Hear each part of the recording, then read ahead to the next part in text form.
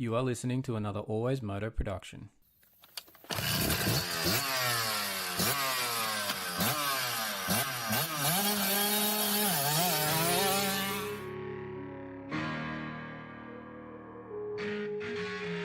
The AlwaysMoto podcast with your host, David Hogan. We talk moto events from around the world. All the injuries, all the training ins and outs, the bikes, parts and gear inspections. The results, we interview your favourite riders. It's the AlwaysMoto podcast. We occasionally have some coarse language and the odd stuff up along the way. If you don't like it or you don't agree with us, turn it off right now. I'd like to remind you that he is not a doctor.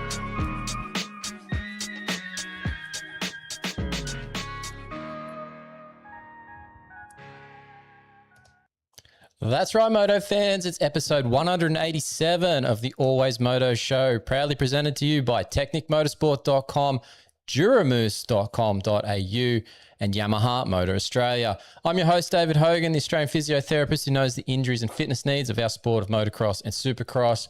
And we've got another big show coming to you this week. We have our Toowoomba Pro MX review show basically going on tonight. We're going to talk all things AusProMX. Of course, we're going to have our special guest this week as well. We've got the overall winner from MX2 at Toowoomba on the weekend.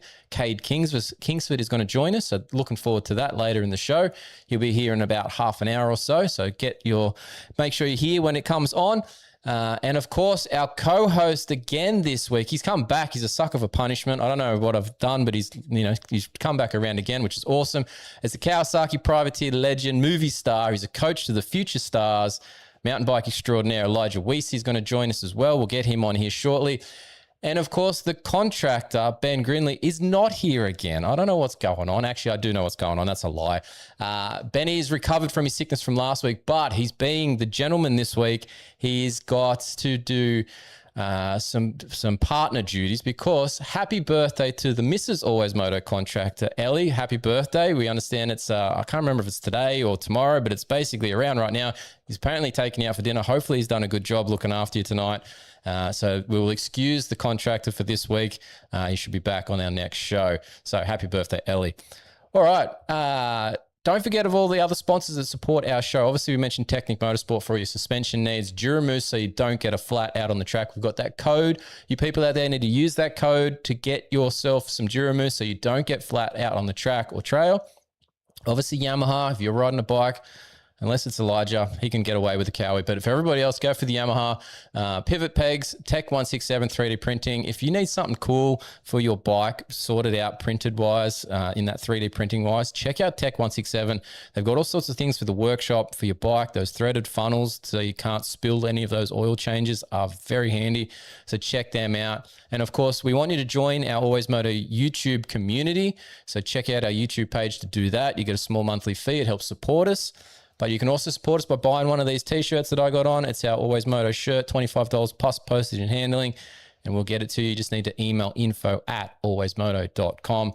Put t-shirt order in the subject line, and we'll sort out getting that to you via the payment details. All right, enough with this talk. Let's bring in Elijah. How we doing, mate? We're on here, ready to go. How is your week been since, it's been 2 weeks since we talked last, mate. How's things?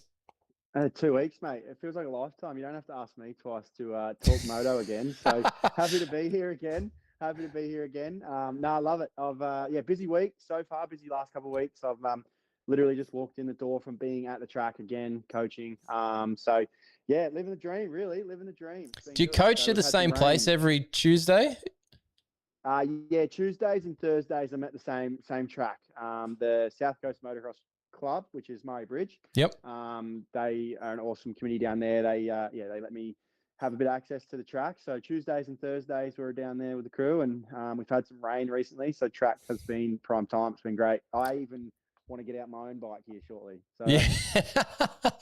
Well, that's what you're meant to do, right? Like you're meant to be encouraged by the track conditions to go, yeah, it's cool. Not what potentially this weekend might be in at least New South Wales with the rain that's supposedly on the way and maybe happening right now. So if our stream's a little bit, that's probably why. But it's meant to be good conditions that meant you entice you to bring your own stuff out, mate. You don't take it out. You just stand there and point fingers.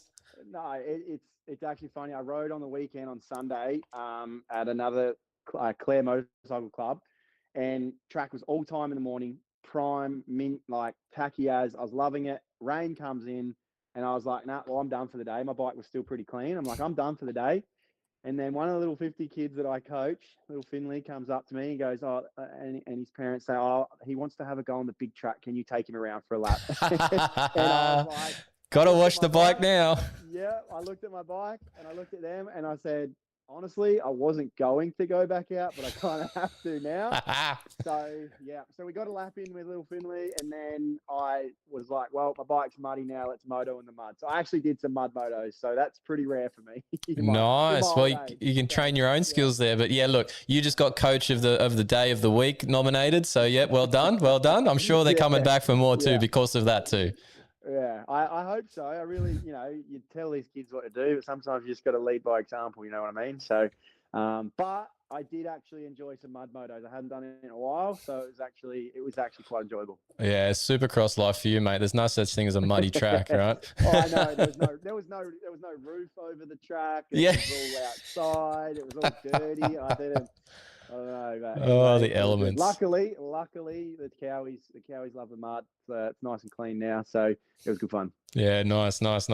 Well, let's get into our general talk about Toowoomba on the weekend. This is going to be brought to you by Yamaha Remote Australia and that WR250F. Why don't you join the Blue Crew? So Toowoomba, round 4, championships deep. We're halfway now. We're 8-round series. We're at the halfway point. Next one up is going to be Appin, but Toowoomba on the weekend.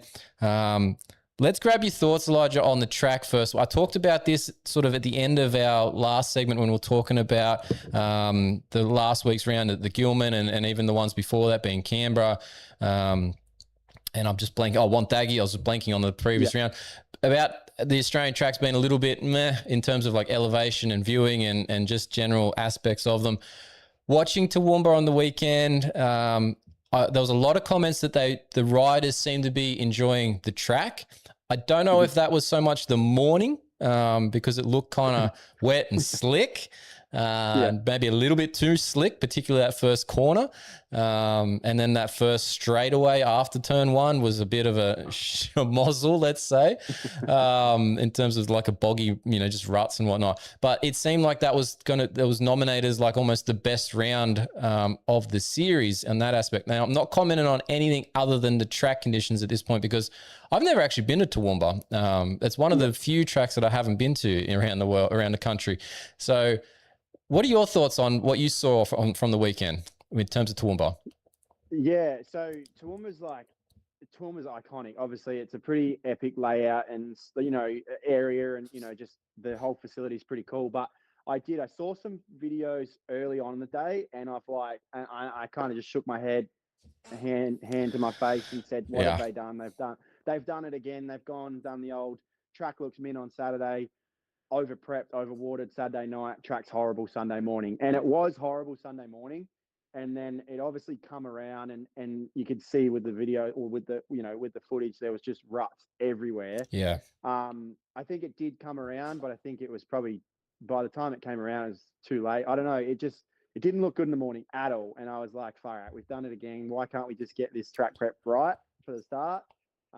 But then hearing some of the riders' comments saying that it was one of the better tracks that we've had of the year, they really rated the way that it raced, towards the end of the day. So I don't know. Yeah, it was kind of like two completely separate days, really, in one day, sort of track. Yeah, wise. I think those poor 85 kids got like the rough end of the deal as well. Like their race looked terrible in terms of just the conditions that they're having to battle through, and obviously smaller wheels, smaller bodies, less weight on those things to keep them in a straight line, less power to get through some of those sections as well. Just made for a bit of a terrible race for them. It wasn't like horrid, but it wasn't probably an enjoyable thing for them too much. So yeah, that one looked bad. But yeah, that halfway point, basically when the main coverage on SBS and Stan kicked in, I think is when the track started to turn into something that was what they all then started saying was best track of the year so far and potentially for the season. So I don't know what they did at that halfway point,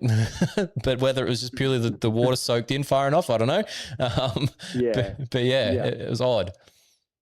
Yeah, that place is very I don't know. It's hard. It'd be a hard soil to get right because if you don't prep it enough, it just goes rock hard, concrete, no lines. Or if you prep it too much, then you kind of see what happens in the early stages of Sunday. So I think you got to obviously have it wet enough to last throughout the day. But I think maybe it was a little overdone, maybe just a little bit, because then you sort of saw saw that throughout the day. The racing was decent, but it was pretty follow the leader, or there wasn't too much going on as far as that. Like it was pretty slot car racing, really.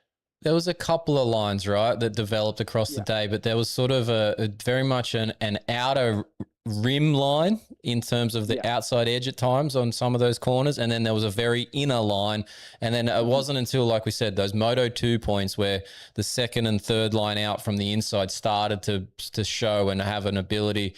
And then obviously we get to like the MX1 side of things, and Jed Beaton was just creating his own lines, it seems. So he just seemed to be on a different level at that place, obviously in his wheelhouse for his skill set, and just being able to turn across ruts and, come inside of everything at some points on the exits and vice versa for into to out of. And he made the track look different. But the prep and those lines, very inner, very outer.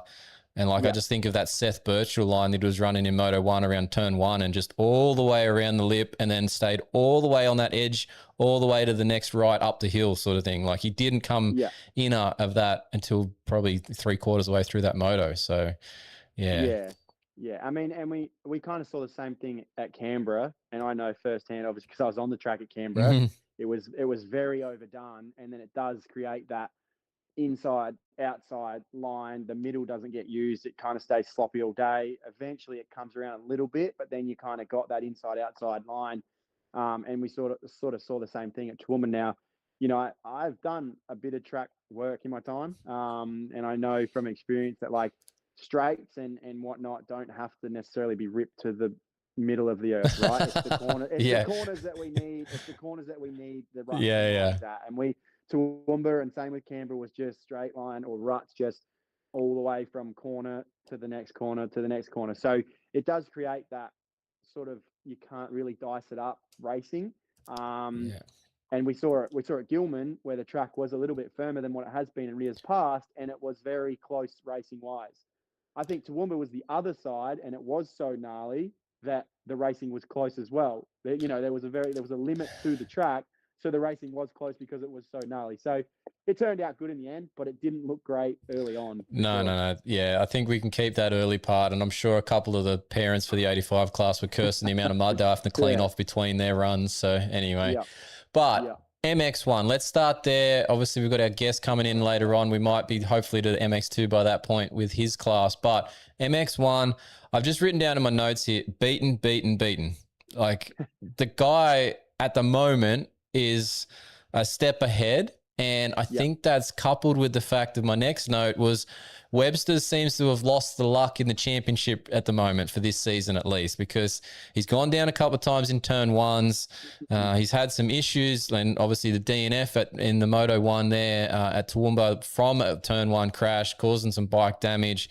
And he tried to keep going, but it just didn't seem to work out. I don't know where he even ended up fully at the end of that, or how much he ended up riding. But yeah, it just seems like Beaton's on one, got the luck flowing. Webster's lost it and inconsistently going the wrong direction. Definitely Beaton. I mean, Beaton has been, even though he didn't get the championship last year, we know he probably was probably the better rider. And then this year, he obviously, like we said last week or last show, that he's making a point of that and he wants to, and he said that. So, he just looked. I watched them very closely in the second moto. Obviously, Kyle had the DNF in the first one. I watched them very closely in that second one, and I just wanted to see, and watch Jed and then hone in on Kyle the next lap and just go. Obviously, Jed's got that speed on him, but I feel like his bike looks a lot better, as in his setup looks a lot more stable. Kyle looks like he's fighting a little bit to run that pace and looks like he's having to push a little bit more to run that pace. And I think that's the difference, right? Like Jed is just so solid right now on that bike and that setup. And Kyle just looks like he's scrambling a little bit to be at that pace, and whether the bike setup's not quite there to go with it, that's just what I sort of picked up on a little bit. Yeah, funny you say that, because like I watched Kyle and I think the bike isn't right there, but he's been on that same team and similar bike. Obviously, there's different generations stuff. I wonder where it's gone astray this season, because he looks the most uncomfortable on this year than he has for the last 3 or so with that team. And I thought, what did they do or haven't done to this bike that is causing that uncomfortable look? Or at least he might feel comfortable, but he looks from a perspective, from an optic thing from us watching on, it doesn't look that comfortable. So yeah, I don't know what's going on there. Yeah, I think also too, it's maybe been a thing of Jed has been on the other side of it, right? As in, he hasn't been comfy or super comfy, and he's just been building and stacking every year to a point now where he's so dialed that Kyle's setup that got the job done Yeah, is needs now to elevate. not quite getting the job done. Yeah. And then now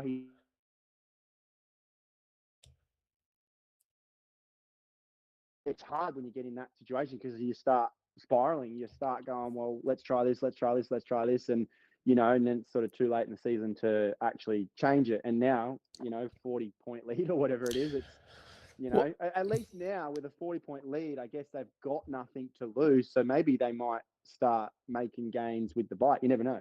Yeah, that's a good point too. Like, yeah, because you would assume too on the other side that Beaton's going to probably leave things the same and just keep it consistent throughout and try to just potentially manage this. Unless if he's got a massive lead in the race, yeah, sure, he's going to go for it. But if he's not winning the race and he's working through traffic or something, he probably doesn't have to. You can just think, let's accumulate points but keep the bike basically the same, because it's obviously worked through the first half of the season. But yeah, Webster's side, throw the kitchen sink at it if you want, and see if you come up with something brand new and even better than you've already got. So yeah, it will be interesting to see what they do moving on. Obviously the next round, as much as it doesn't have the elevation, I would say that it's a similar sort of clayey, slippery dirt at Appin.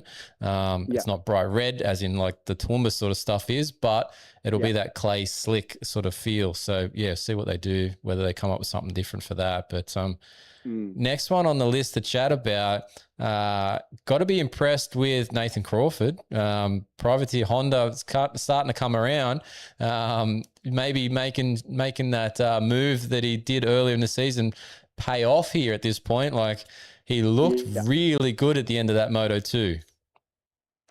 Yeah, and that's actually another one I was interested to see, the Honda of Nato Crawford compared to the Honda of Kyle Webster, right? And I actually did think that Nato's bike looked better in those conditions. And yes, Nato's maybe was, riding a little better or a bit more comfortable. He's a bit taller size-wise and stuff too, so the setups are different compared to Webster's. Yeah, but just looking at the balance of it, it did look a little more planted to me than what Kyle's bike was. But going back to Nato making that move, right, like, this is kind of what he has to do. That you can't make this move and give up a whole lot of money for probably not much money right now and not put in these results, right? So, yes, it's awesome to see that he's back to where he believes he can be, but he kind of has to do this, right? Because if he didn't do this, imagine what people would be saying. You know what I mean? So, yeah, it's, but very solid riding, and also late into the motos as well, he had pace. Yeah, which that's encouraging, because one, it shows that he's fully fit and did like that side of things, physically prepared and ready, and the bike is coming around to that too in terms of this round and letting him show that. So yeah, pretty stoked to see that. I'd be curious to see if it then continues to build and if he gets a better start at subsequent rounds, if he can then be in the battle for first and second, like he has, in last season, basically, was where it all sort of kicked in for him. So yeah, it'd be interesting to see that. Aaron Tanti, the other CDR mounted man, had a very good Moto 1, didn't quite get the start for Moto 2, but was still right there in terms of pace and positioning. Just misses out on the overall podium, I think, was it?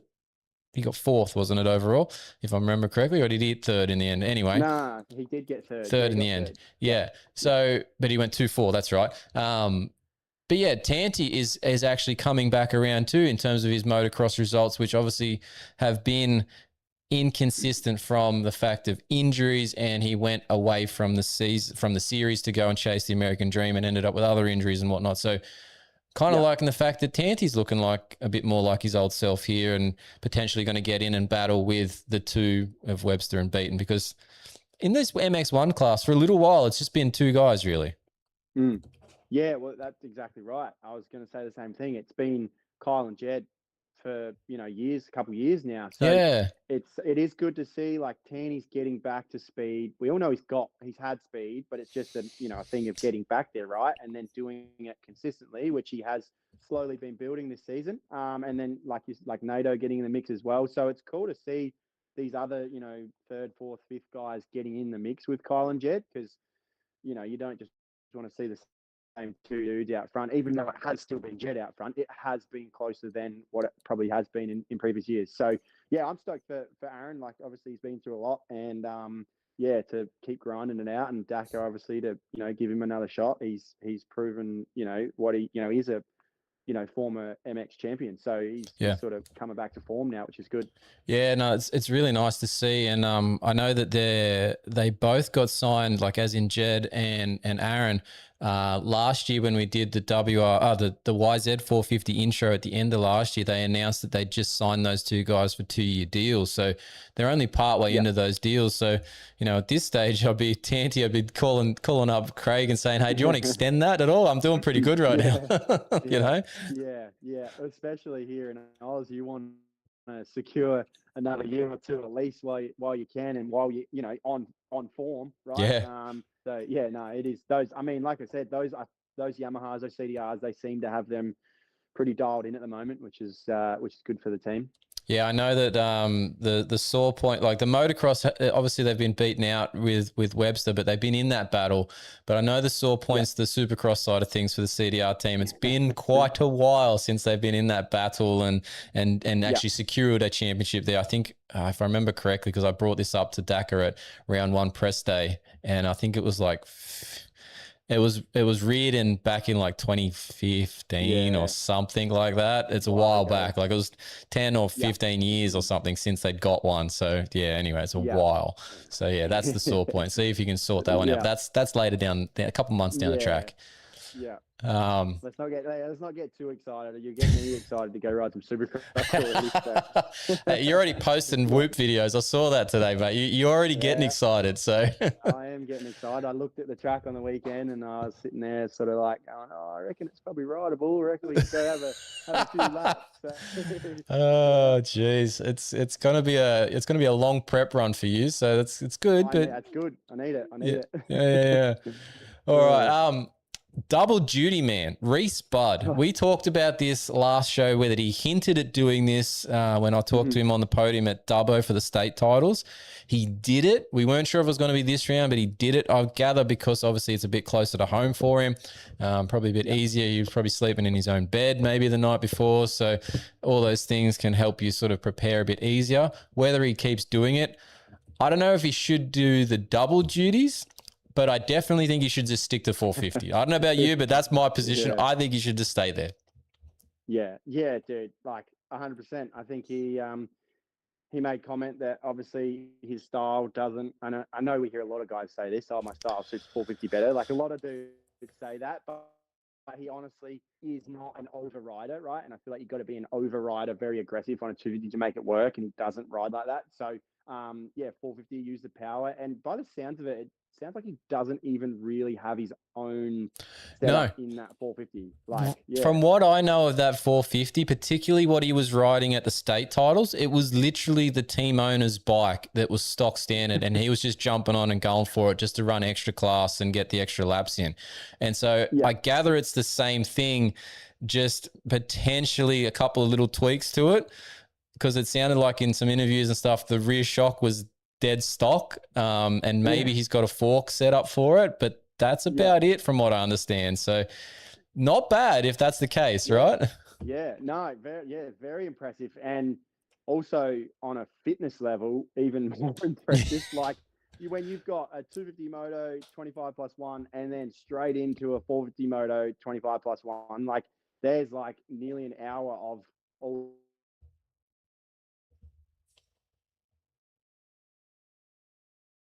you know, and I don't question, like I know him quite well. He works very hard. It just has been a little bit of a struggle. His results haven't necessarily shown the work that he does put in on the 250. So it's really cool to see that, you know, do that, you know, put that result in on the 450. Everyone's kind of like, oh, well, like, yeah, he's got everything it sort of takes. He's just needs to find that sweet spot really with the bike, I guess.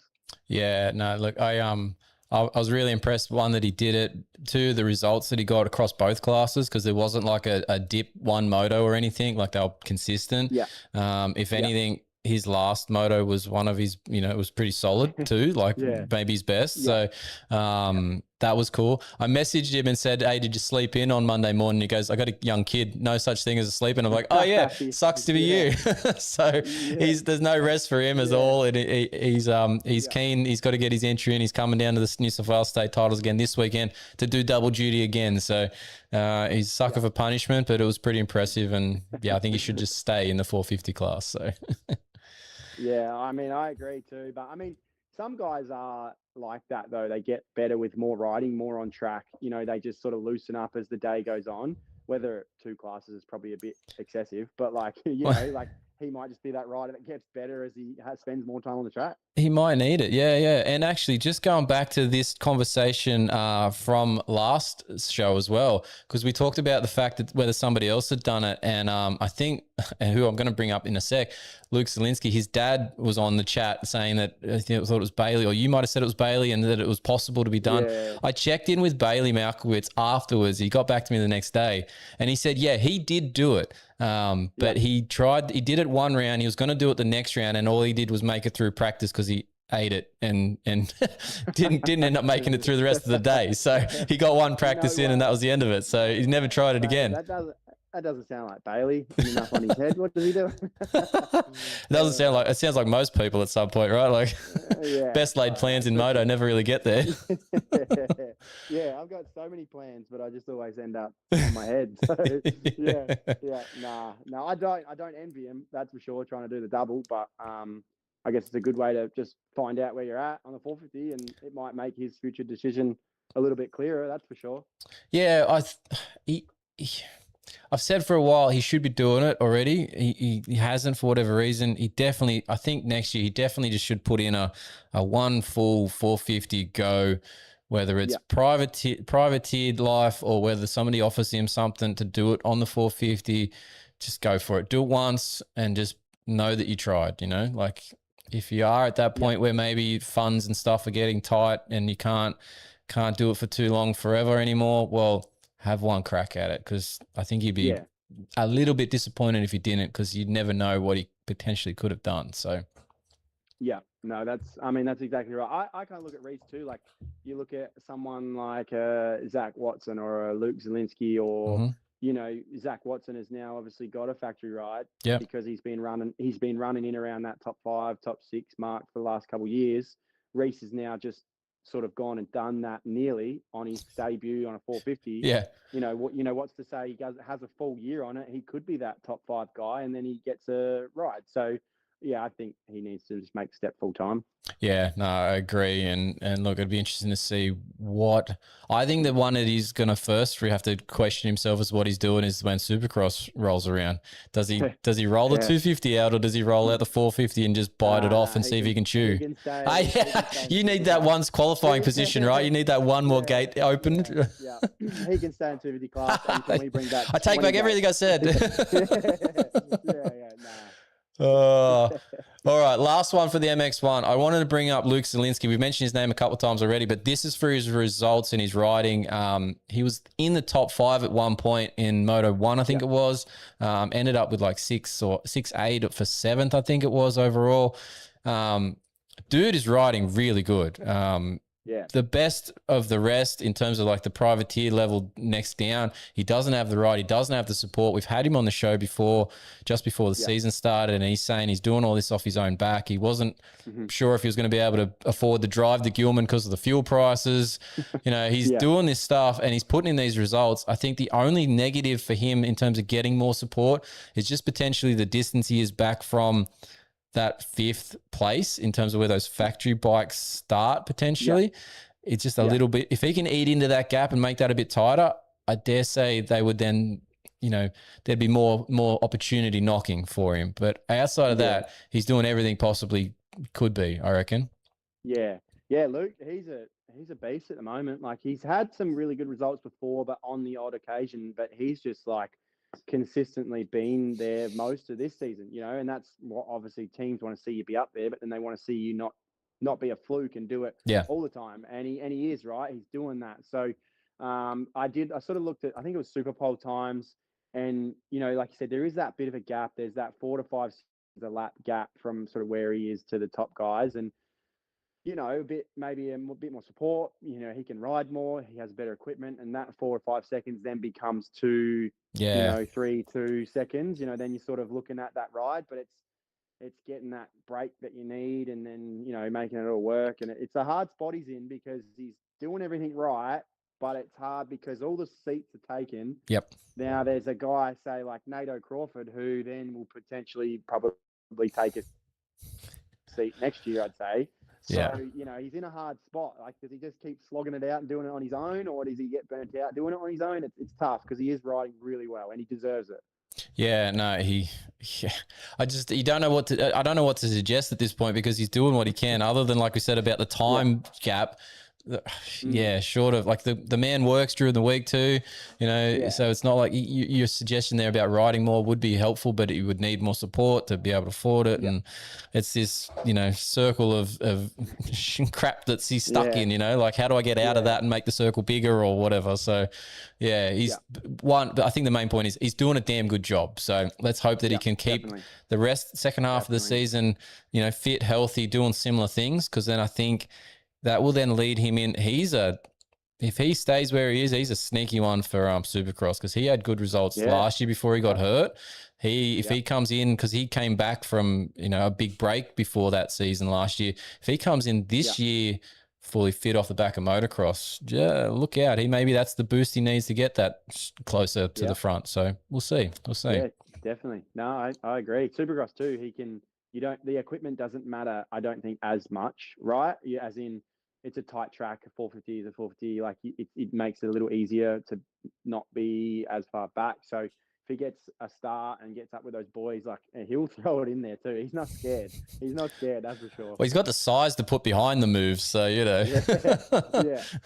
So no, I'm all for it. I'm a big fan of Luke and his brother. They run a cool program, and all the best to him. Yeah, no, perfect. And look, perfect timing. I'm about to hit admit on our guest because we're about to hit MX2. So let's just bring in the overall winner from the weekend. He got 2-2 scores. It's the Honda Mounted Cade Kingsford. Let's get him in here and let's just see what screens we end up with him onto the two of them here. How you going, mate? Cade, how are you, mate? Not too bad. How are you? Good. I've just got to readjust some stuff here because it's just thrown us off. Can you throw this? You're on sideways on your phone, I gather, or on your computer? Are we? Hold on. Try to fix this. There we go. This will make things a little bit easier, but I'm going to have to zigzag everything here. Hold on 2 seconds. Every time somebody joins, it's an amazing how different this crap can end up. So playing Jenga. Oh, it's frustrating and what you guys see is completely different on my end of what I'm putting out onto the YouTube stream. So it just makes it even more stupid for me. It's frustrating to no end. I'm spinning around in circles here, mate. I don't know what you're doing. No. Hey, look, how many things you took before the show I'm not open to, all right? Oh, geez. All right, hold a second. All right, out that way. Go that way. We're going to get Cade nice and centered in this shot eventually. Here we go. And we need to get you off that one. So, Cade, mate, pretty good weekend for you on the over there in Toowoomba. 2-2 moto scores. It's like the collarbone never, ever happened, buddy. Yeah, no, it was a good weekend. Good comeback.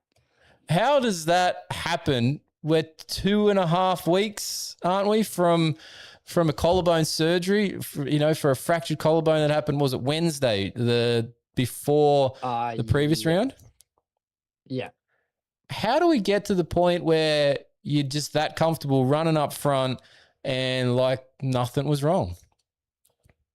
Yeah, I think we're just, always doing it. Um, just get out there, you race, and then sometimes you kind of forget these things happen. Obviously, at Gilman, it was, bugging me a bit, but by Toowoomba, once the gates drop, it's kind of, straight back to that race thing. We've done so many races that one race kind of doesn't just throw everything off. Obviously, felt a lot better coming into Toowoomba than what I was at Kilman. So it was kind of once the gate drops, I got 2 good starts at Toowoomba, which also helped a lot. And then, yeah, just kind of remembering where you are, where you should be, and yeah, just get straight back to it. Is there? Yeah, I was gonna. Yeah, sorry, I was gonna jump in and say, like, Cade, with obviously Gilman being, your first time back on a bike since you've had surgery, was there a thing of like, see how it goes, just get to the motos, get a gate drop, and sort of see how it plays out, or were you just full steam ahead, no worries? Yeah, I kind of knew I just had to go fast straight away. Like, I think in those situations, the hardest thing you can do to yourself is think about it. Yep. Like, you don't want to think about it too much. The goal was go out there, do 1 roll lap in practice, and then pretty much just go for it and just try and get into a rhythm. And then obviously not using it too much. I think I done 1 lap in quali that was half all right, and then that was it. I called it quits from there. And then Yep. just 2 gate drops and just let adrenaline take over pretty much and just try hardest. I was in 2 really heated battles, both motos, which in a sense kind of probably helped me a little bit, take your mind off it. Look, it definitely didn't feel good, that's for sure, but got out there, got good points, so that definitely helped. So when you're in the mix of all that, and like last show, we were obviously talking about this as a lead in, I think, after the weekend, we were doing a review. Elijah and I are talking about this, and we're going, oh, look, the smart brain probably says, don't worry about that round, sit it out, go to the next one. We're talking nonsense about the fact that things are like, oh, you're probably not going to get to the point where you're potentially going to keep going with the championship based on the fact that you just had a broken collarbone. Maybe think bigger picture, just save yourself for Supercross later in the year and whatever. And I did say at the end of that, because we did sound, repeating that now, we sound like idiots, but I did say at the end of it that, like, as a racer, I can see, because I've done these sorts of things at a much lower level, where you go, I don't care that I was injured, I'm going and I'm having a crack at it. Were you just at that point where you didn't even think anything but I'm going to the race? Because that's sort of what it looks like from the outside now, thinking back on it. Yeah, I think it's our job now that we get paid to race. So when we don't show up, people lose money on sponsors, we lose money, championship points, everything. And I think when I crashed, I think it was about 12 o'clock on a Wednesday, and I was on the ground asking people, how do I get in surgery? Because I'm racing. That's it. And lucky enough, there was a few people with us, frostbeaten. He helped out heaps to get us straight into a surgeon that Arvo night-ish. And yeah, all the surgeons, it all went well. We all got in quick. So the mindset straight away was race no matter what. Whether we could get in that day, the next day, whatever it was, just we were going to race no matter what. I just kind of knew I needed points. Obviously, my mind, I was in this championship, I had the red plate, and I still think I am in this championship after this round. And I didn't want to give up those valuable points, definitely. So my mindset straight away was we're racing no matter what. Yeah, wow. Impressive. And what you did after that too. And then obviously this weekend in Toowoomba to do what you've done. And I'm going to go back to a comment from maybe 2 years ago or something. I was interviewing Brett Metcalf after he broke his collarbone during Supercross, and he's had the surgery. And I think I was talking to him maybe a week later or something. And he made the comment that basically the day afterwards, you're like, get the bike ready. I can go. I feel good, So obviously you felt in that same window, you didn't have any problems. And, you must have been straight into the rehab to make sure that the thing didn't swell and you could move it where you needed to, because you don't look like there's anything holding you back this weekend in Toowoomba, that's for sure. Yeah, it's kind of a hard thing with surgeries, and especially this one. It's a fine line of, like, you got to get it moving, yes, but you also don't want to move it too much. So I was kind of in limbo land on what to do, what not to do. Ended up choosing to not use it as much, but I was hurting, man. Like even the day before it, walking around, like your whole, I don't know if you guys have ever had one, but your whole neck trap, like trying to even sleep the nights before, like it was definitely a rough lead up. Like I personally didn't even know how well I was going to go myself. Like I knew I sat on the bike on the Saturday before, and I kind of knew like I'd be able to ride, but to what extent, I don't know. And I think it was a little bit better than what I was expecting to see. Like it hurt my arm fell off the bars a few times, and it was like it was pretty much just ride on instincts rather than, think about it. Like every time I mentally thought I was hurting, it was just like, oh, just keep going, just do one more lap and finishing both motos with good there. So yeah, that's going to help in the long run for sure. Yeah, that just goes to show obviously how mentally tough you've got to be right now. Riding with an injury like that and pushing yourself through something like that, I guess it kind of helps for when you are healthy, right? And you might be having a moto where you're a little bit off, but mentally that you can kind of push through whatever's going on, right, on track. Yeah, I think mentally it helps massive. Even coming into this weekend, just trying to push it aside as quick as possible. Like I didn't really ride much from Gilman to here. I think I done a day or two the week before Toowoomba, just, kind of 80%, getting a feel of the bike, not doing heaps. But like there wasn't a lot happening gym wise. There was cardio and whatnot, but just trying to go into Toowoomba knowing that you didn't have a great lead up and you have had this, just trying to put that out of the window and kind Yeah. of get over it too much. I think a lot of people with injuries, they can sometimes mentally get caught up in it for too long, and it kind of Mhm. they think it's an issue, but I think if you mentally get over it, you can kind of jump these hurdles a bit quicker and kind of get on with it. So I knew it felt a lot better at Toowoomba. Like by the last couple laps of both motos, it was kind of hurting a little bit, but I was fortunate enough. Well, in Moto 1, I obviously had my brother and a few boys kind of close, so had to push to the end. But Moto 2, I was fortunate enough that the last couple laps I had a pretty big gap behind me, and I obviously knew the situation I was in, so I was able to kind of just cruise it in there and not put too much pressure on it. But it's just one of those things, the more you think about it at that point, the more it just holds you back. So just Mhm. trying to get it out of your mind, get rid of it, and just focus forward is definitely the key. Yeah, well, look, 9-point gap now in the championship because of this effort that you've put in. Obviously, helped with a little bit by Alex Larwood having that, bad moto there. But man, 9 points. I don't know. after what you've gone through to be where you are halfway into the season, 9 points down in second, mate, you've got to be looking at this going, I'm in this for the rest of this, right? Like it's there. You can do this if everything goes well. I assume there is a little bit of a plan with the gap between now and Appen of a few weeks to sort of build back into this gradually so that the second half of the season goes well. But yeah, championship wise, you're looking like you're in the battle, right? Yeah, I think I'm definitely in the battle. There's been a lot of work on starts. Obviously, my starts hadn't been great for the first half of this year, really, compared to what they are. Wonthaggi was good starts, but I think Toowoomba I had them back. So it's just I really like Appen. As a track, I've always rode well there. It's kind of I grew up around that area, so I've ridden it a lot. And I think just going out there, I'll be a lot more healthy than what I am now with a 3 week lead up. More testing on that stuff, just get 2 hole shots and run away with it if I can, and if I can't, then just put the pressure on everyone else. So I think that's definitely the plan for the rest of the season. But halfway through and 9 points down, I think it's yeah, we're definitely in it, and we'll just see where it takes us. Hey Elijah, I live. Yeah. I've used to live near Appen. Not many people said they like Appen as well. So Yeah, no, it's not the most popular one. But like, I was actually going to say that I heard something, and correct me if I'm wrong, Cade, but I think you got your first MX3 win at Appen, right?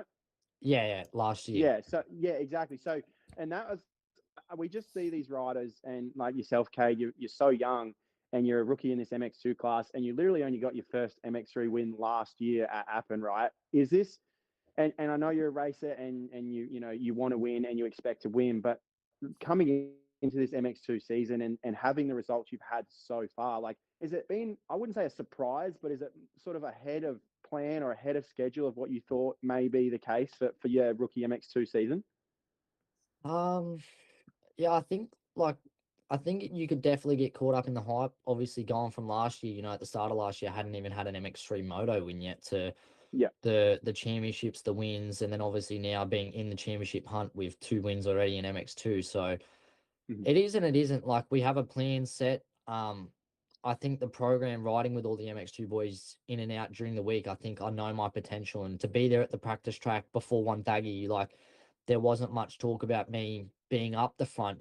They said maybe Yeah. top 5, maybe below, but look, I had no pressure on myself. I knew if I could go out there and get 2 good starts, I was going to be there. I seen my speed before it, everything, my fitness. So I kind of expected myself to be there. And as a racer, like that's normally what you do. But Yeah. in it now, it's when you look back at it, you're like, we've progressed a long way very fast, and we have, and it's a good thing. But just not getting caught up in it. You know, we have a Yeah. set goal from here and a plan, and it's just keep doing your thing, race by race, and just keep progressing how we are. Yeah, yeah. Well, I actually talked to a few boys that you ride with during the week previous to Wonthaggi, and they actually told me, they said, mate, Cade's the one you need to look out for, because during the week he is on the gas. And I know we all say flying at the test track, or what, flying at the test track during the week, and it's always hype. But the boys they did back you on that. So Yeah. I'm obviously I'm stoked to see where you're at right now. It's impressive, bro. No, thanks. So on that plan, is there anything you can let into anybody else here? Like, are you staying in Australia for a set period of time? Have you got some overseas races or something that you're eyeballing up either this year or next? Like, is there anything you can let in on anybody, or you just have to cut me off and like, I'd lose connection here, right? Like, I don't know. I don't know how much I can say about that, but the plan is definitely America. yeah. I figured as much. Obviously, we had your brother on a couple of weeks ago. He was mentioning similar sorts of things. Obviously, his plan got a little bit adjusted by a shoulder injury at Christmas time. So I figured you're on a similar sort of thing, maybe into next year as such. But yeah, I just wasn't sure what you are allowed to say on these sorts of things. Yeah. Well, I mean, how does that go too? Like, obviously, we see Jet and Hunter Lawrence, like two brothers doing, amazing things overseas, and then you get to ride and race now with your older brother.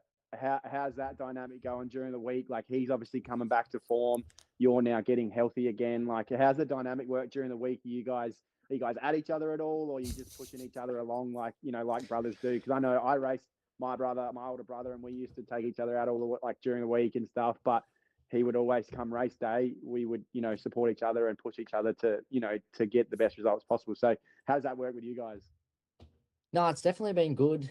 Obviously racing with your brother and being on the same team now, and obviously around like the same speeds, we can learn a lot from each other. Testing, we pretty much do everything together. We live together, train off bike together, so it's cool in that sense.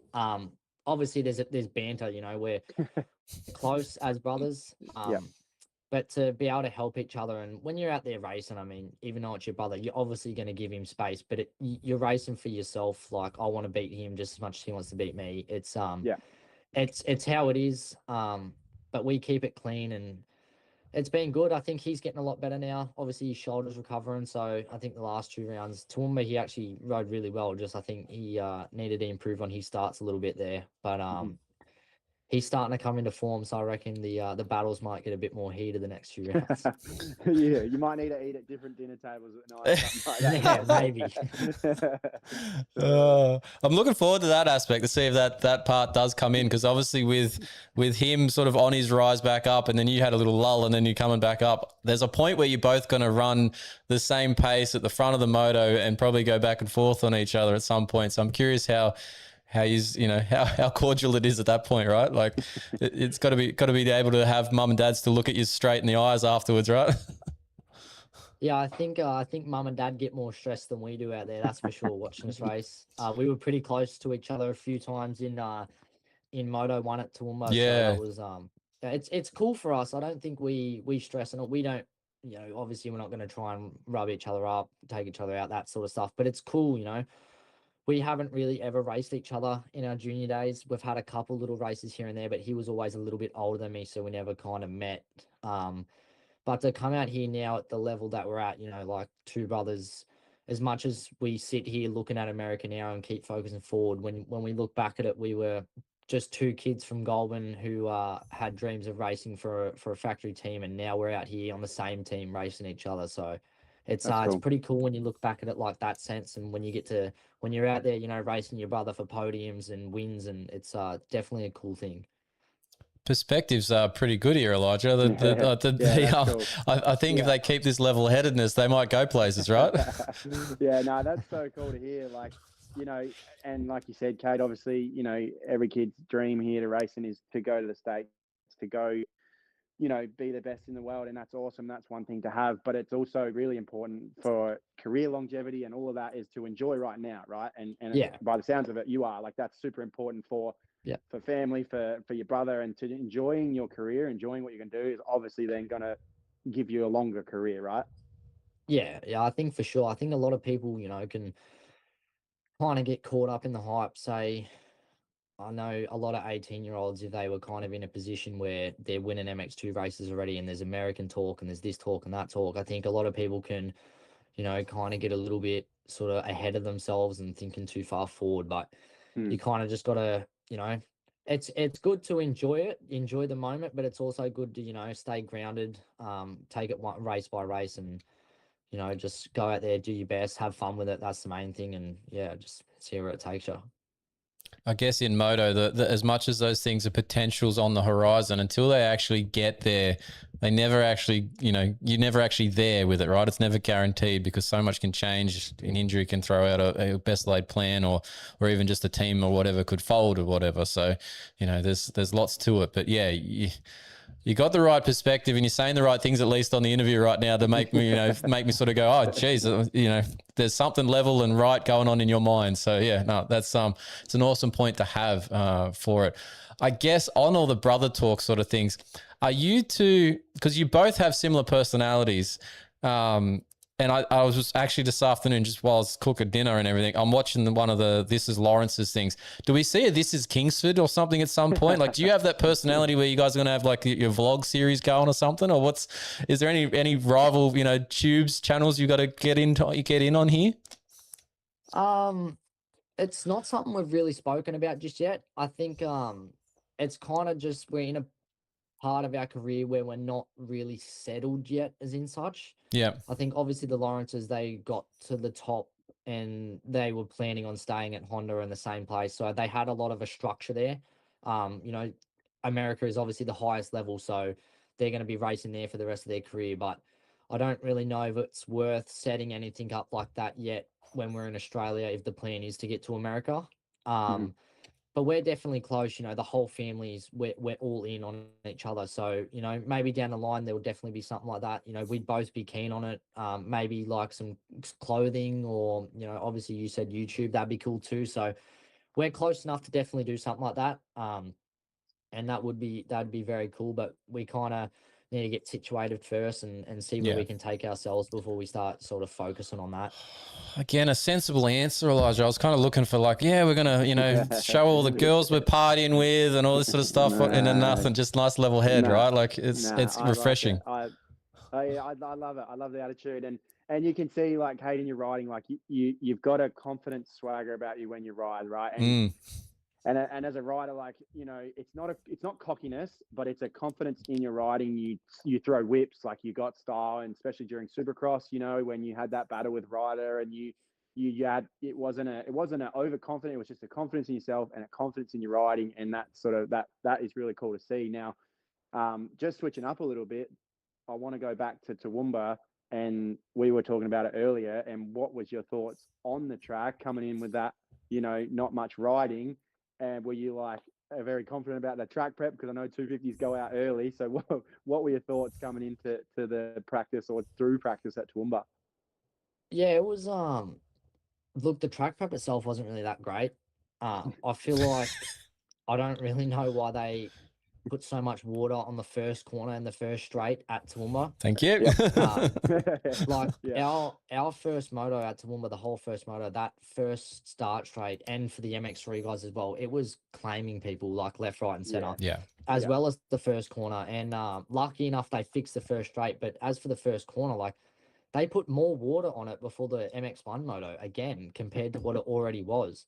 And then they didn't rip it for the day, so there was ruts in it and it was pretty hard and slick. So look, the track prep itself, the rest of the track was pretty good, but that part was, a bit of a mix up.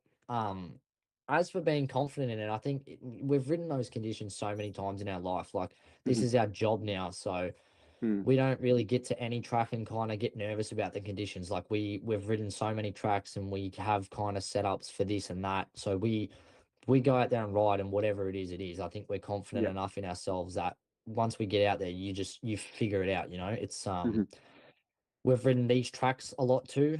Obviously racing for the last couple of years in Pro MXs, like we've been to most of these tracks, so we kind of understand how they're going to form up, and just riding every track as well, we kind of understand how they're going to form up. But I think as for track prep, it was pretty poor in a sense in some spots. But by the end of the day, it was definitely a raceable track. Yeah. Yeah, the track prep side of things, I always question why the watering is done so late in the prep phase of it. Like I always talked about it with, you know, like my old man when we were juniors and stuff going through races, and like the tracks that were really well prepped had spent the week watering over the week, right? Like to let the soil absorb and let it get deeper so that when they did turn over the soil, it was already down low, and then they weren't watering the stuff on top and creating wet pockets and holes and everything for it to sink like that first straight that you're talking about did. I just feel like they've gone to this point where like they do things on a Friday and a Saturday to have little, you know, other races or other press day bits and pieces, and then they rip it all up on Saturday afternoon, evening, and try to do all the prep in this small little window, and then wonder why the things are slop hole the next morning. Like, it just doesn't seem to be a clever process that they go through. That's why I do not miss at all.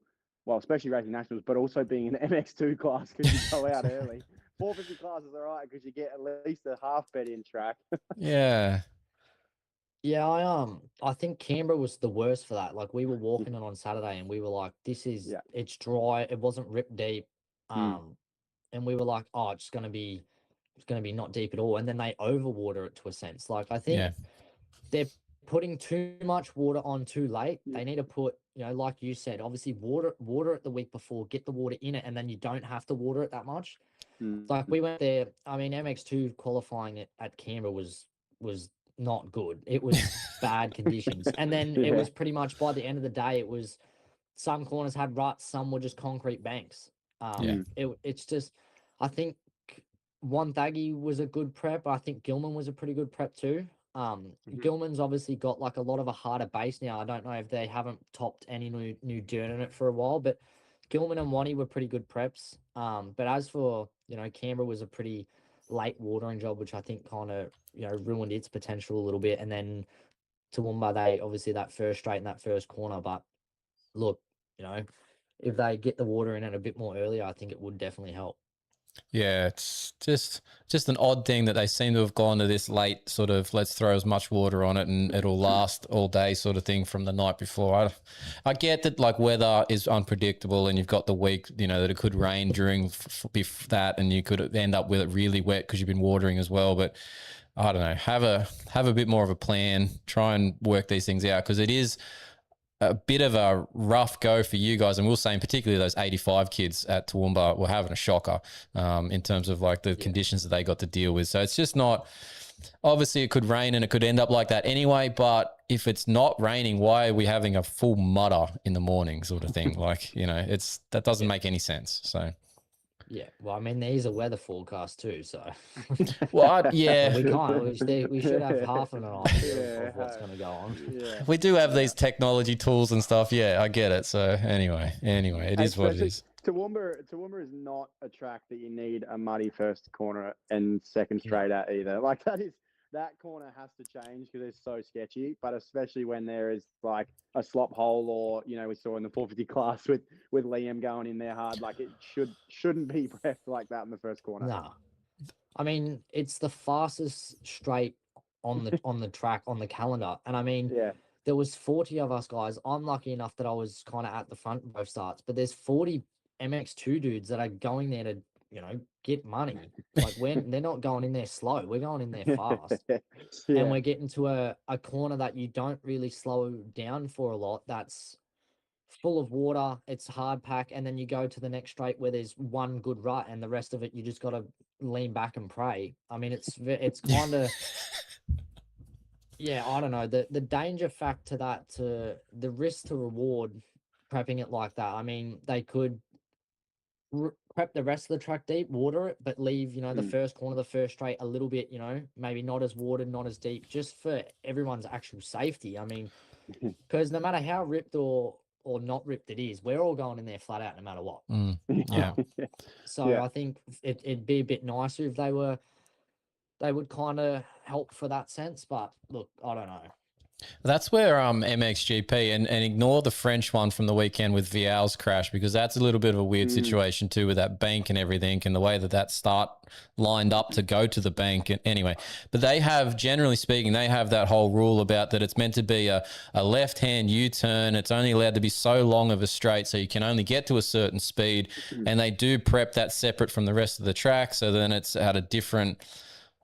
it's a bit of a safer setup into that first turn and a certain speed that you're going to achieve in it. And obviously you're braking for it again to allow things like whole shot devices to come off properly. Because that, if you're wedged on the back wheel and you're sort of tipping in and drifting, you're not really loading the front to let that thing come undone. So then you hit a bog hole with it down like this, you're potentially screwed, right? So there is some benefits to those things. We haven't obviously adapted any of that sort of stuff, but watching you guys come into that first corner in all the races, it was super sketchy at a super high speed. Wasn't envying that at all. No. Well, Yeah, I mean, it wasn't fun. obviously Toowoomba has the great starts as well, right? So for you, Cade, was that something that you guys have a different setting for the great starts? Like, did you go back to a Supercross setting for the start, like off the, a start map or anything? Did you change anything for the great starts? Not necessarily. We've been playing around with a couple different things this year, not necessarily just for the greats, but just in general. Yeah. And obviously body positioning and that is different on the greats. Not so much bike, but we did change something from Moto 1 to Moto 2, mapping wise, and it was a lot better. I think it was more so back to my 2K25 start. So that start was a lot better. That's kind of what I've been searching for now. Obviously, MX3 last year, even though I was, getting good starts, you get a bad start and it's kind of, you can get through quick enough. But I mean, these guys are competitive. There's a lot more. It's a lot deeper of a field, so a start is really important. So we've been definitely playing around with stuff like that. But as for the greats to the dirt, it's not so much a bike change. It's more so like a body position change. Obviously, it's a lot grippier than kind of the dirt starts that we normally have. And it was kind of didn't really have many long ruts out of it either. So it was pretty grippy the whole way until obviously the first corner. But no, it wasn't. You don't really change a lot of that, as in sense. Yeah. Does your mappings, do they just like kick out a certain RPM or at a certain gear that you do it? How does yours set up for? We don't actually. I don't run a start map. As in sense, I kind of rather go off feel. Yep. I have like a certain spot that I normally rev to, and I can kind of hear it. It's I think it's good. I just don't like to be very limited on my starts. I feel like I'm pretty well naturally talented at them when if like something happens, I can kind of adjust quick enough myself. So I don't really run a start map to limit myself in that sense. It's something that I actually haven't tried, but I don't, if something's not broken, then why change is in a sense. Or if you're naturally... Sorry, if you got a natural feel for a start too, like as someone who I had a reasonable start technique and ability as well, like if you got a feel for it, don't put things in place to try and make you do it a certain way. Just let it happen, because it's starts a confidence too, right? Like if you just know that I'm going to do it, well, it's going to work. Like don't throw in other steps. If the process isn't complicated, don't complicate it. Yeah, no, that's for sure. Yeah, I mean, and also too, like here in Australia, we have so many different variety of starts, different dirt, sometimes great, sometimes cement, right? So I guess the start map wouldn't work everywhere, right? So you're going to go off feel, whereas in the States or in GPs, they have the same greats every week. Their starts prep the same every week. So that's where your start maps are going to come into play. So if you can do it by feel and you've got so many different types of dirt, I think you're best off like that. Yeah, for sure.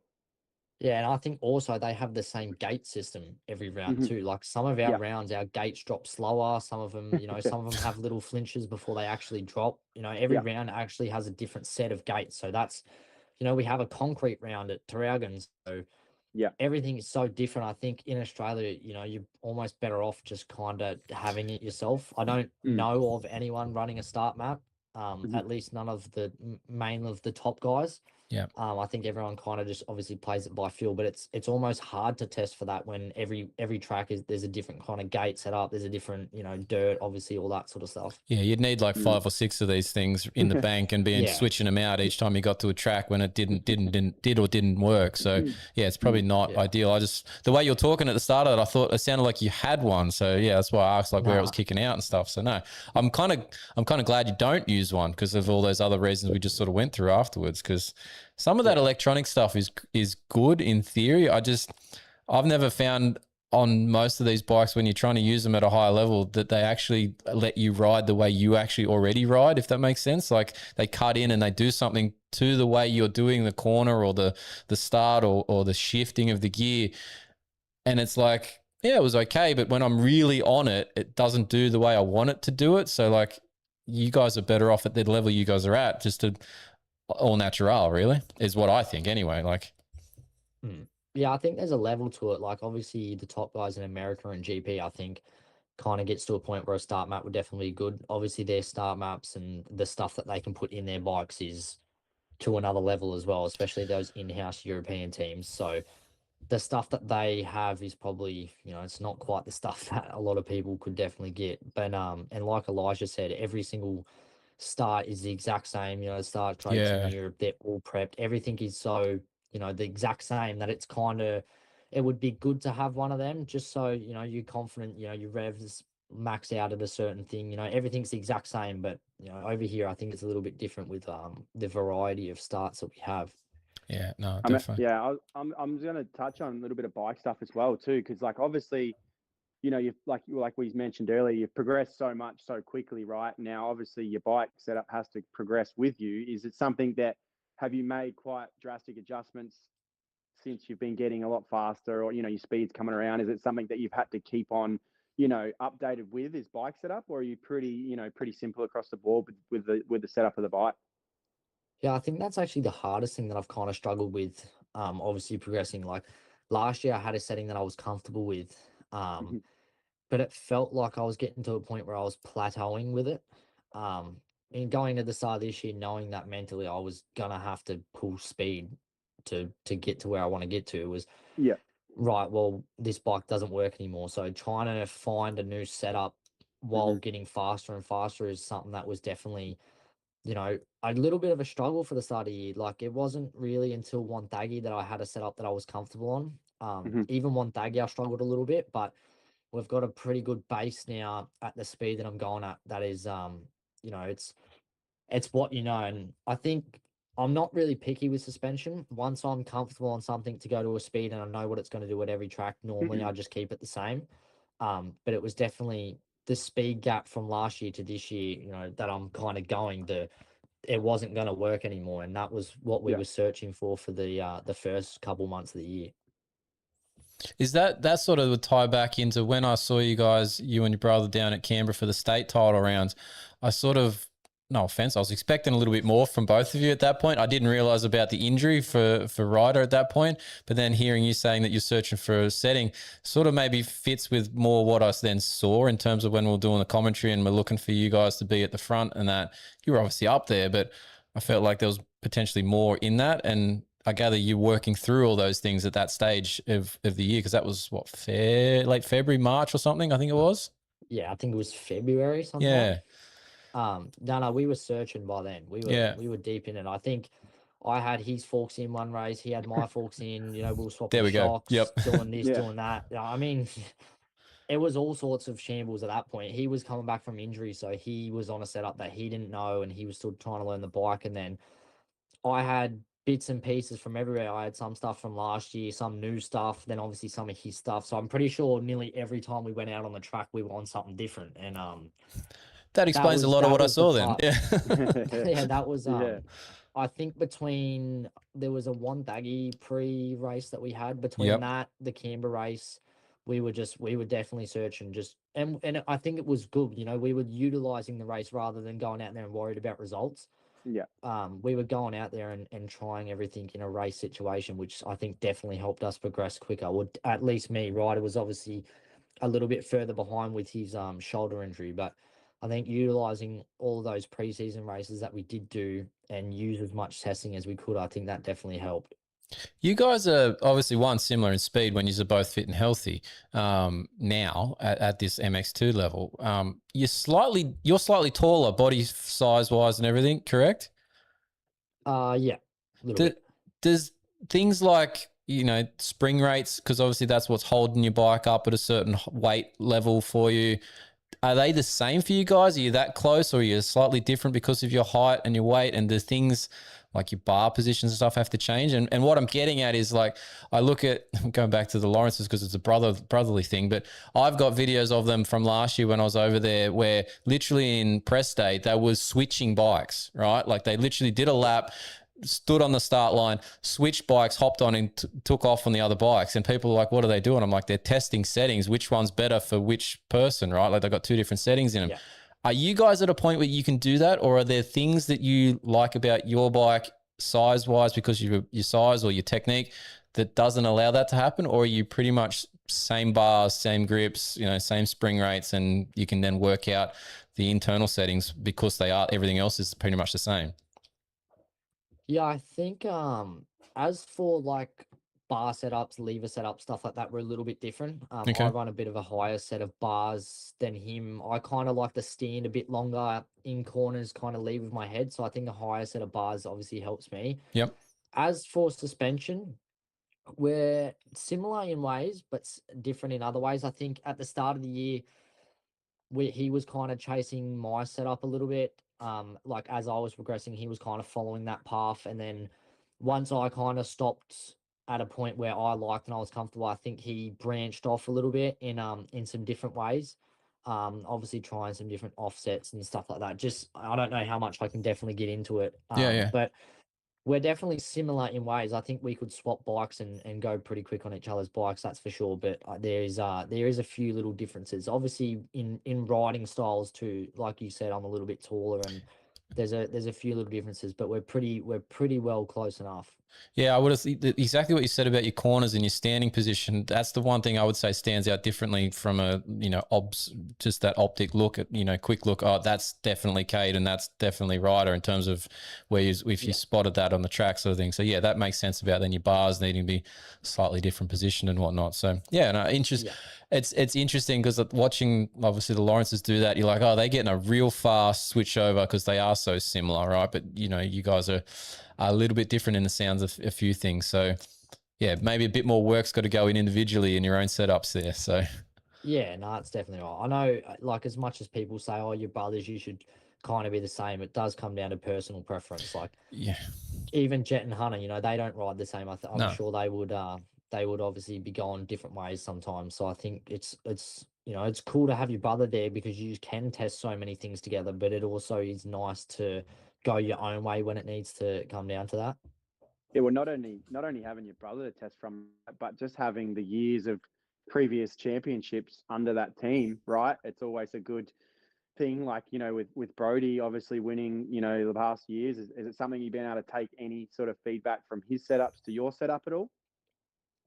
Yeah, I think that's good too. Like even obviously the 450 side of things is different, with Kyle and that, but there's so much knowledge under the team, and you look at the American side of things too. We can take things from Quad Lock Honda and bring them over here if they work, and there's so much knowledge within the team and the people that Urive knows, and a lot of people know that we can relay a lot of that. But once again, it comes down to first of all, you got to think, this work, and then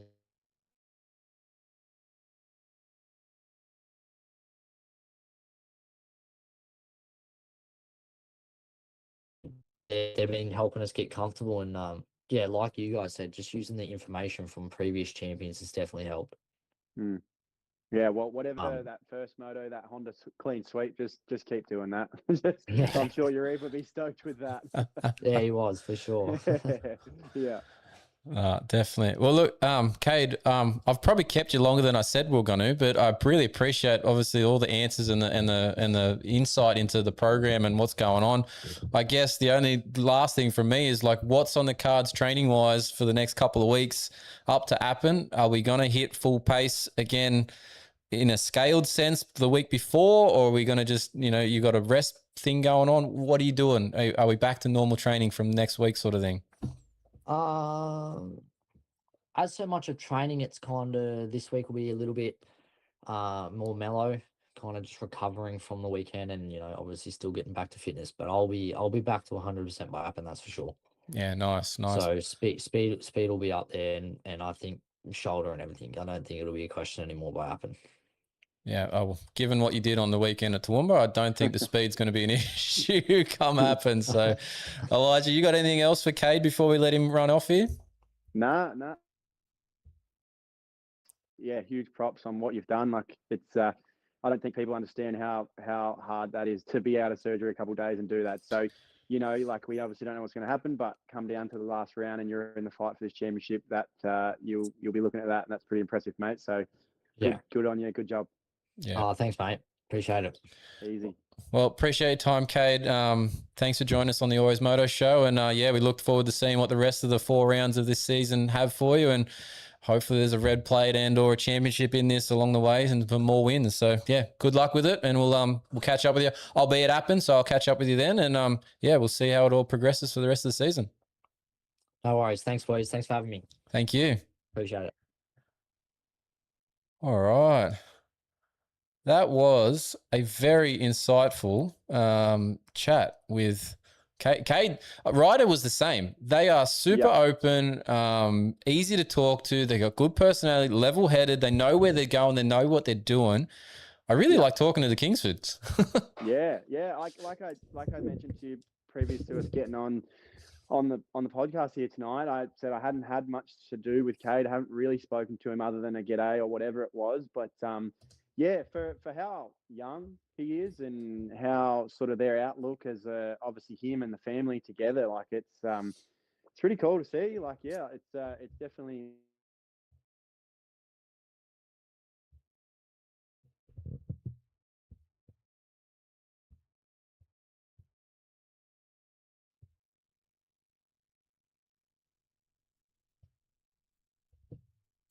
I'm just waiting for it to catch up on the stream. It just dropped on me.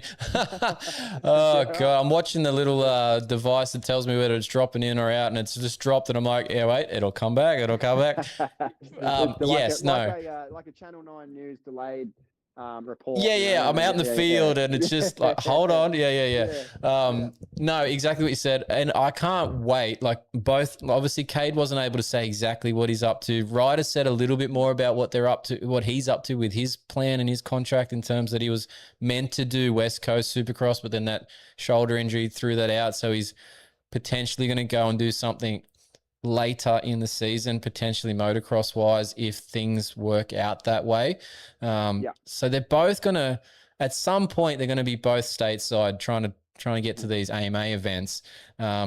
I think the American public is going to be completely shocked when there's another set of Aussie brothers turning up and potentially on Honda as well. They're just going to be like, what the F is going on, right? Like, I mean, they got some big shoes to fill. But it's they've got a little path they've got to follow here, and But no, I do, and I mean, we've spoken about it before, and I've spoken about it with other people. I do think Cade, with the progression he's had so quickly, he's still so young. I do think he needs to get overseas as soon as possible. And obviously he's in the right spot to do that, right? With Uribe and the contacts and the team overseas. And it is kind of, that is the path that is sort of, you can kind of see obviously that they're taking. So, I think that'll be cool to see for sure. And for Ryder too, like Ryder's still young, he's still got a long career ahead of him. So that's going to be, cool for both the boys.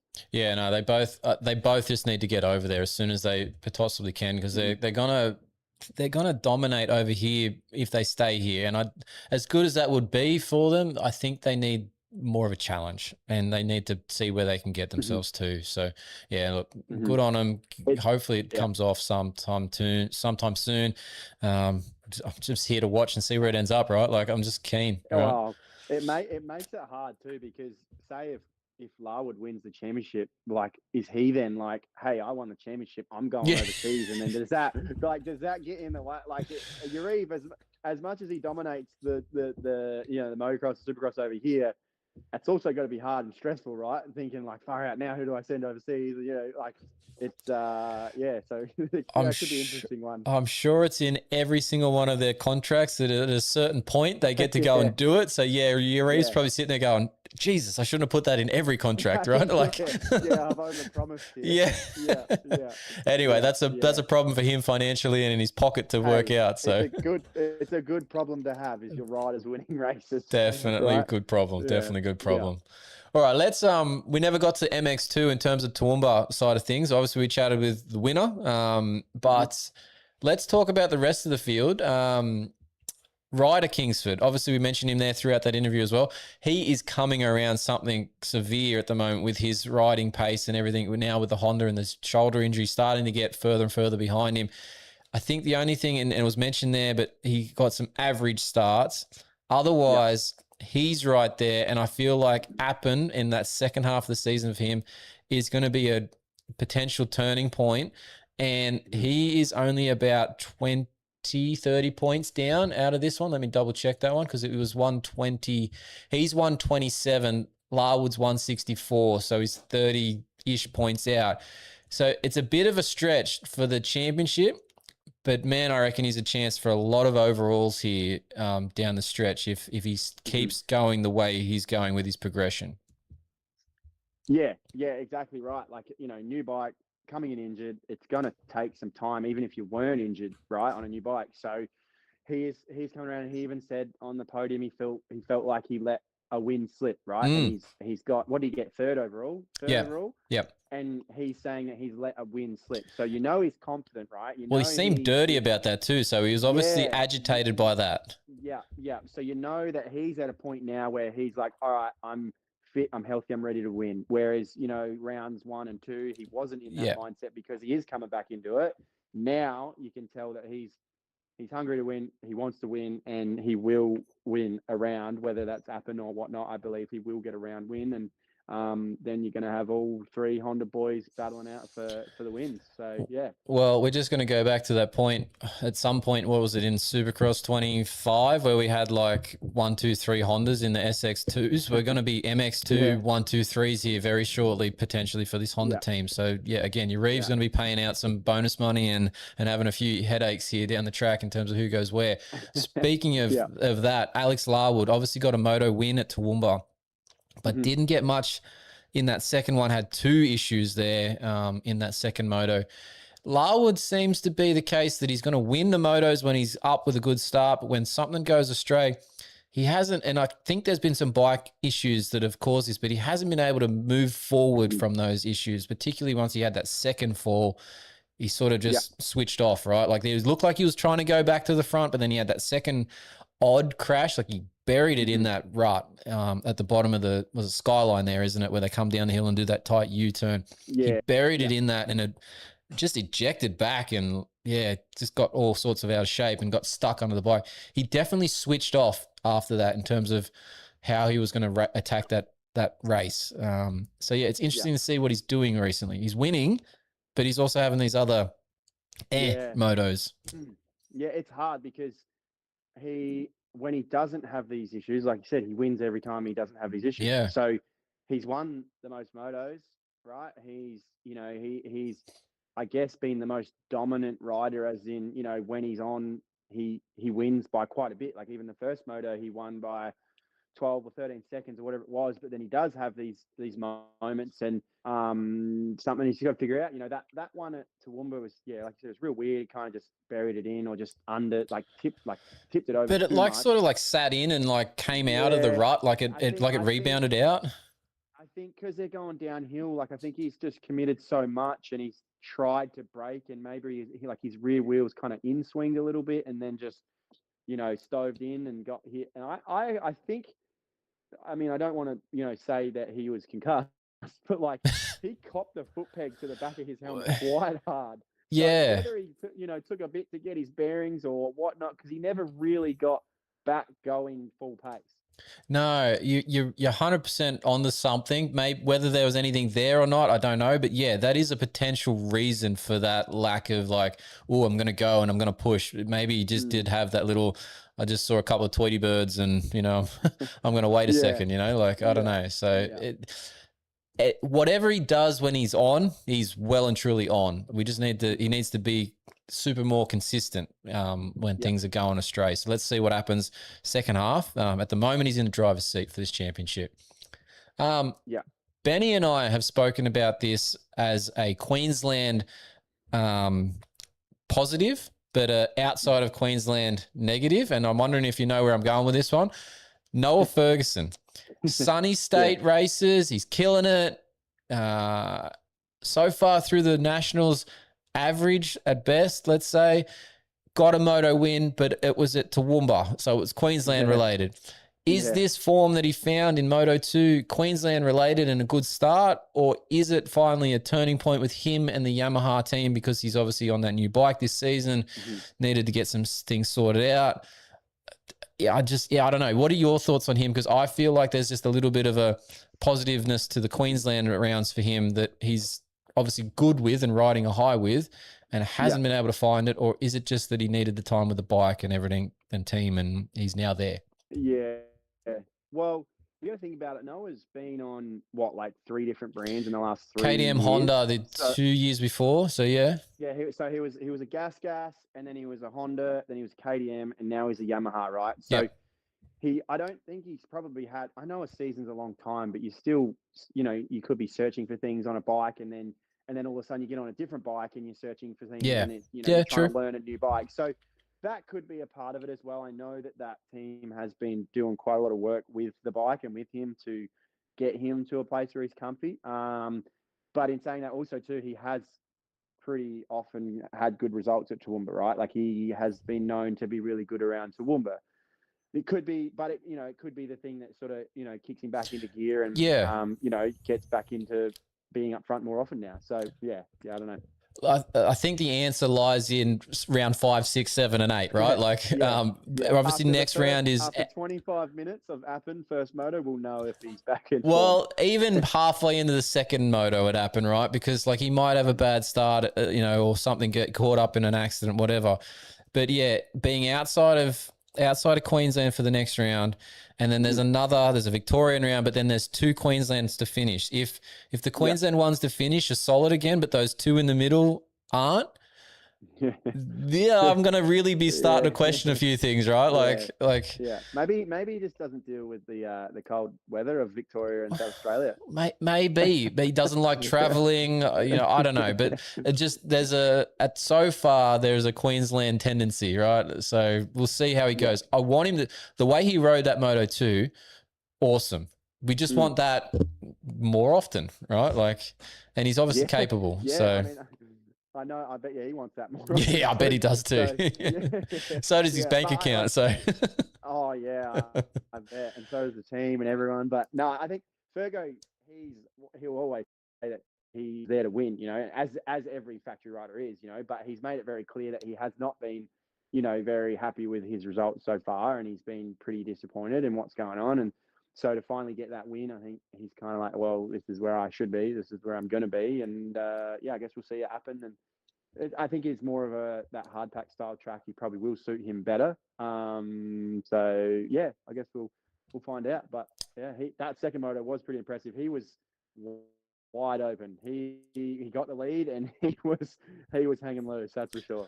Yeah, he was heading for the front door. That was in a hurry, so he was going there. Yeah. No, it was impressive, but yeah, just obviously Moto 1, meh. But yeah, hopefully that's the kick in the direction he's looking for. So yeah. KTM mounted Dylan Walsh lands himself on the podium again. But I think listening to his post-race comments, what we were talking about the last show in terms of he's still learning Australian tracks and Australian, bike setups and KTM. I I feel like he might have listened because I felt like he was a little bit more mellow in how he was receiving his results at that point because of those things. That he even mentioned it to some degree about learning the Aussie tracks. Yeah. Because again, Byron Dennis gave it to him in one of the motos and was showing him the way around the track. So I'm sure Dylan's not stoked on it, but maybe this is just the year that he's got to take to then be where he wants to be next year after he's got a setup, knows the tracks, knows the formats, etc. Yeah, I think you're right. Like, you're exactly right. I think he has maybe made a little bit of a switch from being like, I'm going to come out, I'm going to win, like, you know, to I'm going to learn. And yes, obviously he wants to put in results and he still wants to win, right? But I think he is taking a little bit more of a learning year, and the tracks are so different here. I think people don't understand how different the tracks are here from America or from Europe, right? Like, they're tight. Their ruts don't form the same. They form with hooks in them. You know, nothing flows as well as it does overseas. So he's learning. And it was cool to hear him actually give big props to the team. Like, he was like, you know, pretty stoked with the team and the work that they're doing. So that's cool to see. And, you know, he was obviously really paying respect to the team. So, you know, good on him for doing that. Yeah, it's good to, like, I think it's good that as much as KTM lost a man that we're talking about earlier in Crawford, they are putting effort into having a name rider to try and be more competitive with the Honda and the Yamaha in Australian scene. KTM was that big. I felt like they dropped down a level in their commitment and their finances towards it for a little while there. But I feel like with Dylan being there, they're trying to build that back up. And then from what he said, like you said, about the team and the effort they're putting in, I feel like they're doing that. So good to see that he recognized it too, which is, it's always a good thing to see. So it's building, right? What about that Ferguson and Birchall moment in the air, in that jump? How close did that come to absolute disaster? Yeah, that's like, it went so wrong, but it went so wrong for how wrong it went. The bike kind of moved the right way just at the right time, just to miss each other. Like, yeah, that could have been quite bad. I think there was in the MX3 actually. There was a big moment on that same Brown. Was it Brown and Heath Davey? Yeah, Heath Davey on the Yamaha. So I'm not sure what's happened with Heath. I feel like I saw one of the competitors, Riley Burgess, who we've had on the show and is in our group chat actually, mentioned that he was get well soon. So obviously there's something there. I don't know for sure, but the other Brownlee got up and was okay apparently. So, but yeah, that was horrible looking too. Like, we had two pretty situations on some jumps this weekend. So yeah, and that is like Toowoomba dirt when it's like tacky and ruddy like that. It's very grabby, right? Like, and you're coming down that sort of that hill, and it's going to G out at the bottom of those ruts, and it grabs you and shoots you, right? So that's obviously no one's fault. That's racing, and that's, just how that track can form up. It's, it was no good to see for sure. No. Now, let's talk a couple of sort of in MX2, but it's going to cross over a little bit here. Some riders and teams doing this, and for the audio only people that are listening later, it's a split, right? Like, I read today, Ryan Alex Anderson left JPM Kawasaki. Reed Taylor turns up at Toowoomba, not with T-Dub Husky. He's on a privateer Honda. Cody Olone turned up. He's not on a Beta. He's on a Yamaha. We've already had the Crawford, not on the KTM, on the Honda this year. What is going on, mate? No one's happy, are they? They're all just bloody, I've got to get out of here. Yeah, they're like a crazy ex-girlfriend that's never happy. I don't know. It's, no, I think they're all, yes, they've all obviously split, like as the riders you mentioned, but I think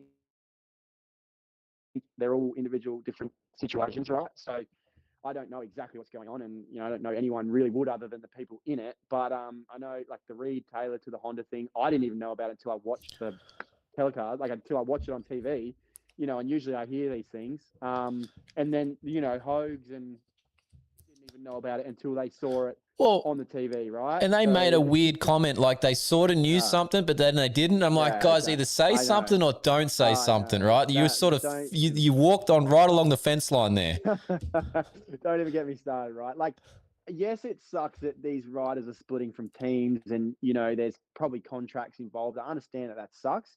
But if you're a viewer, right, and you don't necessarily know too much about these teams or about these riders, that is the sort of stuff that you need to probably make a point of or go into a little bit more detail to keep people interested or to be like, oh, wow, like he's swapped from a manufacturer to this other manufacturer and he's still up the front. And oh my gosh, like we should probably touch on that stuff a little bit more to make it a little more interesting, right? There's ways to say that and be politically correct and not offend either side and just say basically the team and the rider decided that it wasn't going in the right direction and they've mutually split, or they've, even if you leave it out the mutually, they've split, and here he is, he's decided a Honda is the bike for him for this round, and look at this, he's up the front, right? Like how hard was that? I know. And right, like this goes back to it's a whole probably whole 2-hour podcast we could say on things about the nationals or what's going on, but goes back to Saturday. Everyone's at the track on Saturday. Everyone's bikes are at the track on Saturday. Everyone has, or the teams have their bikes out, prepping their bikes. Surely they would have seen, oh, retailer's bike's not under the tent. What's going on? Maybe let's go investigate and get a little bit of information, right? But there's, I don't know. Maybe that's just, I don't know. Just a bit of journalism, maybe. Just maybe. I don't know. Well, I didn't see anything about that. You said you never saw nothing about it. I've messaged Reed since the issue, like, because I had him on the show before. I didn't even think to message him beforehand and ask how things are doing, right? I don't do that to everybody. I do each round. I sort of before and after it, I'll select a couple of people and be like, right, I'm going to try and follow up these guys to get some info, just generally. And that's enough, right? But yeah, I saw that. I messaged him and I'm like, what's going on? And he's like, oh, I'm doing this. I'm doing private to Honda at least for the end of the motocross. And I'm like, all right, I'll talk to you in private later on. But, this is obviously something happened. It kind of makes me wonder about a certain other rider we've talked a little bit about through this one doing double duty, who was with that same team before Reed got this ride. He's no longer with that team either. The only man that stayed there is the guy that owns the team so far. So it's not a great... and he did pretty good, to be honest. He did really good, Todd Waters. So he did a really good ride. So obviously there's nothing wrong from his side, but maybe the 250 program isn't as great or just doesn't fit with the guys with where they're living or something. I don't know. I think it's hard, right? 250 teams, you need such a massive budget, right? These guys are going through motors, clutches every week, second week, right? Like, so that stuff adds up. And I just don't think here in Australia, bar Yamaha, maybe KTM, Honda, right?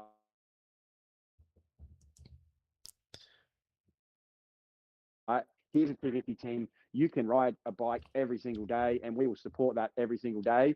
I don't think we have that here in Australia. So these riders are probably having to, and this is just me speculating and knowing sort of how it all works with 250, riders are probably having to back off of their riding a little bit to save on budget, to not blow up bikes, to not go through equipment, just to help the team to get to the races, right? And as a racer, that's not ideal. You don't want to be giving up ride time. So I think that could be a case, right? You're not being able to ride enough, budgets and all the other stuff in between. Yeah, I think what you said, I just agree with. I'm not going to add to it because it's basically what's going on. So it's not great. It is what it is. It's just the team movement this year has been a bit out of control, at least for the first half of the season. So let's see what happens.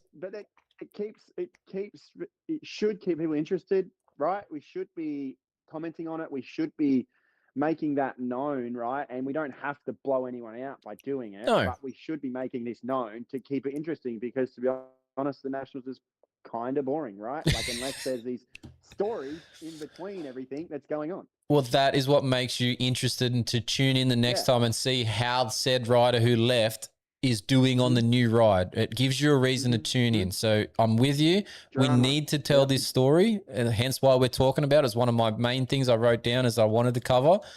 I thought it was interesting. I don't know why other people aren't sort of, especially the TV. That comment Hammy and Hogs. Guys, come on. Say something. Yeah, come on. Yeah, look, I've known Hammy and Hogs for a very long time. I get along with them great. But I was the same. I was like, I heard, and I'm just like, just say something. Yeah. Just say anything. Just say it. Don't just skim over it. And everyone's sitting there like, what happened? Like, Well, and you yeah, could tell, like, I could tell when they were doing it, like, they're obviously sitting in a booth next to each other. They're both looking at each other, probably going, like, with their teeth, like, you know, like, 100%. just, Yeah. Anyway. Biting their tongues. Is what Anyway. it is. So. All right, let's We need move into maybe we MX3. need- Oh, Sorry, maybe we need like a behind the scenes independent reality TV show filmer who's not a part of that MX Nationals as such to capture all this, right? Imagine the content that would be. Can you imagine him getting like just fully censored off the internet after the first episode, right? Like, just getting completely banned from every single nationals event ever. Yeah, like all these team managers just coming after him, and or her, and it's a great idea in theory. I don't know how long that person would last. It's got to take a special person, that's for sure. Yeah. No. All right, MX3.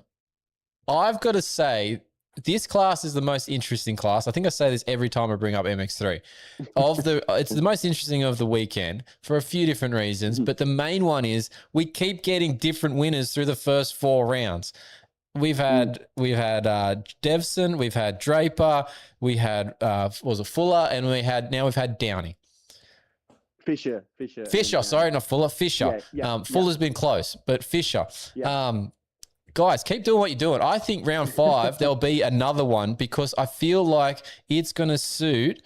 There's 2 or 3 other guys that I feel like they could surprise there because these guys seem to be having these good results on familiar tracks or familiar surfaces at least. And that's where these results for the wins are coming from. Why not? Let's just carry it on. I think round 5 and 6 could be the similar. But I think round 6 is where we're going to see starts either then or the one after. We're going to see the repeat winner finally. Yeah, dude, just watching the highlight package from MX3 was like interesting. There was like guys going down everywhere. Like you mentioned, obviously with Cade, that slosh pile. There's riders going down there. There's riders going down after the skyline. Like it was intense. And then obviously to come away with a first time winner, and not only a first time winner, he just went and goes 1-1 and dominates. Smashed him. Yeah. That's pretty impressive. Yeah. Just goes and handles business like he's done it 10 times before. So, it's chaos, right? But it's like we don't expect, we expect it, but then it happens and we're like, oh my gosh, it's happened again, right? Like it's exciting. It's exciting. I don't even know much, to be honest. I don't even know much about Hayden Downey. Like, I haven't heard much about him.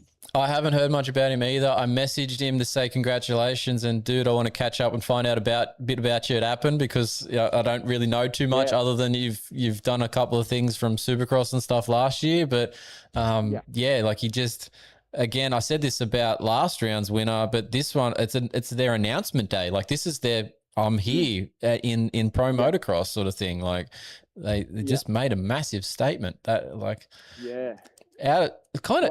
you kind of have to say kind of out of nowhere too, right? Like, yeah, well, I mean, if you look at the first 3 rounds, like, I could be wrong. He hasn't had a podium, right? I was just gonna try and check that because I don't think so. I could be wrong, but the only thing that I really know is I think that it's come at a perfect time for him because I think he is maybe last year MX3 potentially.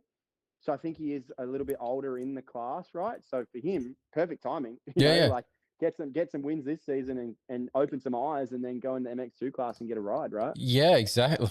Yeah, perfect timing. So I just looked. He definitely hasn't had an overall podium through the first 3. So maybe there was a moto in that, but I don't recall. And sorry if there was, but yeah, look, to go 1-1 sort of out of the blue. Damn. Yeah. Damn. Anyway, I think he is a Queenslander, so like, feeling good at home or, close to home all adds up, and then to go and do that. But these are the sort of things for young kids, right? That's all it takes to then get him on a roll. turn into Should be something. going. But that's why I Yeah. said the first 4 rounds have been sort of either location or surface related good results for these guys. So, but hey, take advantage of it. Get the name up in lights, as they say, and hopefully it turns into something for him. And he's just got to then back this up, and that's what I've been waiting for for all these guys. They've all got to back it up somehow. At the moment, the only one really doing that is Hayden Draper, and even his results, as much as he's leading and he's got a little gap on the field in terms of the championship, his results, other than the first 2, have been a little bit inconsistent since then. Like they've been okay, but not like solid, 2 3s, 1s in the motos. So Well, Draper has been. I feel like he's obviously extended his points lead, right? Even throughout, but he's just been scrapping every weekend for, to get on the podiums, and he's doing what he needs to do, right, to just scrap and fight and claw even through bad weekends, which is what you need to do to win these championships. But I feel like even though he's got a points lead, I feel like he needs to get a moto win to sort of settle everything and sort of stamp it a little bit, and then be like, all right, I'm the man again. Put some domination back on it, and put some he's like you were saying, he sort of looked a bit ragged. Just put some calmness back into the fact that yes, I am in control of what's going on right now. So yeah, exactly. Another note, we talked about him last time at Gilman, but Seth Morrow, his end of moto speed is next level. He obviously is fit and obviously capable. I wonder what he's going to do when he finally gets a decent start. Yeah, well, I mean, I think he even had a crash, like a pretty decent crash in one of the motos on the weekend too, and got up and still charged back through. Yes. Right. So yeah. So he's fit, he's strong, like he has been building all season, right? He's a rider that didn't necessarily maybe start off peaking, right? But he's sort of just every weekend he's been getting better and better and better. And I sort of seen this coming, at Gilman. I think he was close, and then he's come here and done well. So another Kiwi lad, like we sort of, this MX3 class does, I don't know why this MX3 class very often, I mean, even from when I was racing, Kiwis just dominate this MX3 class very often. I don't know what it is. Yeah, got some good young riders. Look, they're obviously it's fitting into the window for them too to come over as well. So, just fits for them. Whether the surfaces are working, they ride. I don't know if you've been over New Zealand. I haven't been over, but you just watch the surfaces that they're riding on at times, and like they're obviously working in difficult conditions at times too with the weather, and it's softer and stuff. I don't know. I feel like the young kids, they get a good setting, and this is just a good time that they come over for. So it obviously just works for whatever reason. So I think they're right over there. They, like, everyone sort of thinks of New Zealand muddy very often, which potentially is muddy quite often, but their tracks may be on the little less manicured than what we get here maybe, so they're out there moto and on things that aren't perfect, so they get to these tracks like Toowoomba and they're like, yeah, cool, no worries, like it's another day. So, easy. Yeah, exactly. Right, I think that's enough, unless there's anything else you want to cover at Toowoomba. I'm going to go into the regular other segments in the show, but have you got anything else? Because I think I'm done with it for now. I'm pretty good on it. We've spoken about pretty much everything. The first turn needs to change, in my opinion. Wow, that definitely does. Yeah, that one. Yeah. Like, even just do a 180 U-turn, change the track layout a little bit. It's been the same forever, and it's been sketchy forever. But that's my final. Look, I'm with you. Something like I've never been there, but it looks bad from the TV. I'd hate to be the one sending it in there. Yeah, it's scary. Yeah, it's very scary. But, Anyway, right. Good round for the Aussie round, at least. Obviously, Appen is coming up, round 5 in a couple of weeks. We'll talk about what date that is later in the next segments of the upcoming events. Well done to the winners there. Obviously, beaten Cade Kingsford and Hayden Downey. So well done for you guys across that. Special mention, actually, I forgot this one. Special mention, championship wrapped up for the 85cc. Blake Bohannon. Perfect season essentially, but there was only a short season for them. But kid can ride. I believe from his posting, his next sort of major thing that he's going to do, one, obviously he's going to state titles this weekend, but in terms of events where he's going to get challenged, he's down for the Junior Worlds, which I believe is Czech Republic on July 5th and 6th. So not too far away for him for that. So be keen to see how he performs at that one. And I assume he's going to be very much at the front in that as well when he gets there. So be interested to see how he goes with that, because that will be a bunch of people more at his level. It will be, but he is very impressive, isn't he? Like he's done some overseas races. He did the MXON, the 85 race that they had, and I think he got on the podium or something. Like he did. Yeah, he's pretty impressive, right? He's very, very beyond his years the way he rides motocross and supercross. So yeah, I'm excited to see how he goes at Worlds. I think it could go pretty well for him. Yeah, I'm hoping. Did you see too? I think it was his dad posted it on his channel, like on Blake's parental controlled social account. But he got exemption for, I think it's from round 5 onwards, to do MX3. Oh, I did see. Yeah. So I did see that. I don't expect him to come out and win, because I don't think he's spent heaps of time on a 250, or if he's going to go out there on the 125. But I think that's a great step for him to be challenged and to see the pace that is required in the next year or two for him. So he's obviously too young, because I think that's what it said on it, was that he was age exempt, because I think he's still 13. He need to be 14 if I'm remembering correctly. So he got that exemption. Thank you to whoever it was that was smart enough to grant that, because he's more than capable of that. Let's see where he goes, because I think that's a good step. Yeah. I mean, that's exactly why they changed the rule to 14, right? Is to get these kids up and racing and developing earlier, right? So yeah, that'll be exciting. I think I saw that post as well, and he kind of was saying, do I do it on the 125 or 250? So either way, it'll be cool to see him in that class. I'll see what info I can sneak out of him this weekend at the state title round when I get down there. I want to ask that one for sure. So I'll see what I can find out for next time around. All good. All right, let's go. We're going to do Dave's diatribe next. Oh, and why did that not play? That's not right. What happened there? Oh, wait, hold on. This is Dave's diatribe. What's a diatribe? A diatribe is a forceful and bitter attack against someone or something. So keep your head down. You might be next. I didn't have one until just then when that didn't come on. And you know what it is? I hate technology, but I've got so many gadgets and gizmos to run this damn show. It's insane. But I was cleaning the house the other day, and I'm like, I have to vacuum everything. And we got the podcast deck with all the dials to adjust people's volumes and whatnot. And they all go to 0. And I remember to move mine and yours back up to get the audio playing. I forgot to light the God damn it. Nice. So I always manage to make myself on this thing look like an idiot with the production process. So anyway, that's mine. I suck at that. I believe you've got one, but so what have you got this time? I do. I do. I have kind of a little bit of a two-parter. Number one is, can we, as a ProMX, rip to retro round? Because what are we doing?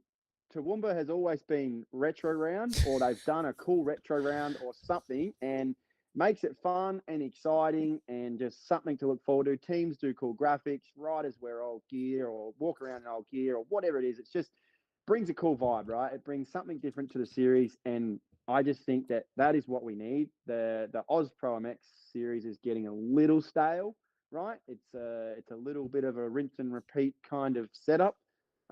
We need these things. We need retro round. Let's do an army round. Let's, like they see it in the States. Let's do these things. We used to do the breast cancer awareness round. Like, let's do these things and bring them back and bring some excitement back to the series. Like, what are we doing? I like that idea. The only thing I'll say about that, and from talking to everybody across, especially this year, I've had a few people change my mind on a couple of things from a rider's point of view and just a cost point of view. Now, yeah, for the teams, who cares? They can pay it. Yeah. For everybody else, it's a little bit Yeah. difficult, but you can make a different, like you said, maybe you just wear some old gear around the pits, and it's not necessarily that you have to then Yeah. change a kit on the bike or get special gear made. You can do an effort elsewhere. You can make your mechanic wear an afro or something, right? Like do something to dress up in the period and do it. I think it's great. I think the retro one's not necessarily targeted, but the breast cancer awareness or any of those, Jeans for Jeans, bloody blue ribbon for the coppers, the whatever, any of those sorts of foundations where they've got maybe a color or a theme that goes with it. Let's get them in and support that through doing something like what you're saying and make it not every round, but like, do a two or three a year, right? Like that you do two in motocross and one in supercross or something to try and bring in other people to view the sport too, because it's a growth thing too. Exactly right. And sort of the rant is not necessarily based at the riders because it comes from a series point of view doing these things, right? The series are going to do it, so the riders are going to sort of follow along. And look, 80% of riders that are going to nationals are probably putting on new graphics every round anyway. So yeah, probably right. To print a different colored graphic is not that hard, right? To do a retro kit or to do a pink kit or a blue kit, it's not that hard. They're doing new kits anyway. So let's bring it in, right? And that comes from the top, right? That comes from AusProMX as the whoever's in control. They say, let's do this at this round, let's do this at this round, let's advertise it because people need to get excited about going these races. We need something there. And even for Gilman here, I went to a local motorbike shop the week of the national and they were like, oh, what are you doing this weekend? I said, oh, I'm going out to Gilman National. And I said, oh, really? We didn't even know it was on. Yeah, that shits me to no end, actually. I'm like, yeah. And I'm like, what are we doing? Like, and if they've got a special round, retro, breast cancer, whatever, then they can put it out there. They can do these flyers. It's all on social media. It's all posted everywhere. Like, it's not really that hard just to do something other than what we've just been doing for bloody 20 years, right? Like, it needs to, something needs to change. And that local shop bit always drives me mental because at worst they can at least go there and say, hey, the event's on, put this poster in your thing. Do you want to sell tickets as a reseller for us or help resell them, right? At best they can go, right, because they've got all the different manufacturers supporting the series on some level. Yes, some more than others. So it doesn't really matter if it's the local Cowie deal or local Yamaha deal, local KTM, whoever, right? They can all go in there and go, hey, how about you come and do a store there? Or we come and do a fan night. We'll bring out 2 riders to your store on Thursday and we'll do 2 to the different store that's just down the road from another team on the same night and make it a thing. Yeah. None of that stuff seems to happen anymore. So no. And it does more so with Supercross. You see these sort of activations and rider meet and greets and, a little bit more official stuff like that. And I think that's why Supercross is growing a little bit, right? But the motocross is just sort of, I think, is very stale. And that could be me being in it for so long, I'm kind of just sort of numb to it. Like it doesn't really excite me. Or it could just be it actually is a bit stale and needs a bit of an update or a facelift. Well, the other part of it too is, and I might have been in this too long, but I used to go into a bike shop when I was a kid and the guys behind the counter, guys and girls, were all into the racing scene. They either were racing themselves or they knew who was racing and they were going to the race. So they knew the race was on. Now you go in, and no offense to some of the staff, because some of them are still that way, but in some of the bigger, more retail-y ones, those guys and girls that are working in there are just retail workers. They're not necessarily moto enthusiasts, so they wouldn't know what was on the weekend from any motorsport, Yeah. Well, that is exactly right. Like I'm lucky enough now that I have support from some great companies. I don't necessarily need to go into motorbike shops anymore, but sometimes I do. And I'm like, if someone comes to help me, I'm like, honestly, probably like, I can do this. Like, it's fine. I probably know more about it than you, right? Like, they probably don't even know a Yamaha from a KTM. Like, it is just a job. And that's fair. Everyone needs a job. But, like, if you're going to work in the industry, probably just put in a little bit of effort to research a little bit, right? But just a little. yeah, I don't know. That's just it's just little. It's just little. But I mean, also too, like me being that whole, like I was a '90s baby. Moto was huge in the '90s, early 2000s. I feel like it was just, I had that excitement factor about it. Back then. I feel like that has been lost a little bit somewhere over the last little while. So don't know what it takes, but yeah. Yeah, we're all ideas. We're not through follow through at this point, right? So that's part one. Is that what was part two built into that already? No.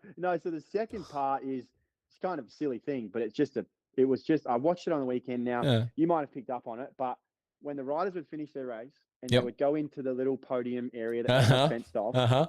Did you see how bloody tight all those 3 stands were, and not one rider knew where the heck to go? I'm like, what are we doing here? How hard was that they set that up? The guy couldn't ride behind it, could get the bike in. That there was those barrels next to the stands, and they're like, how do you put your bike past it to lift it on? Like, what are we doing? Right?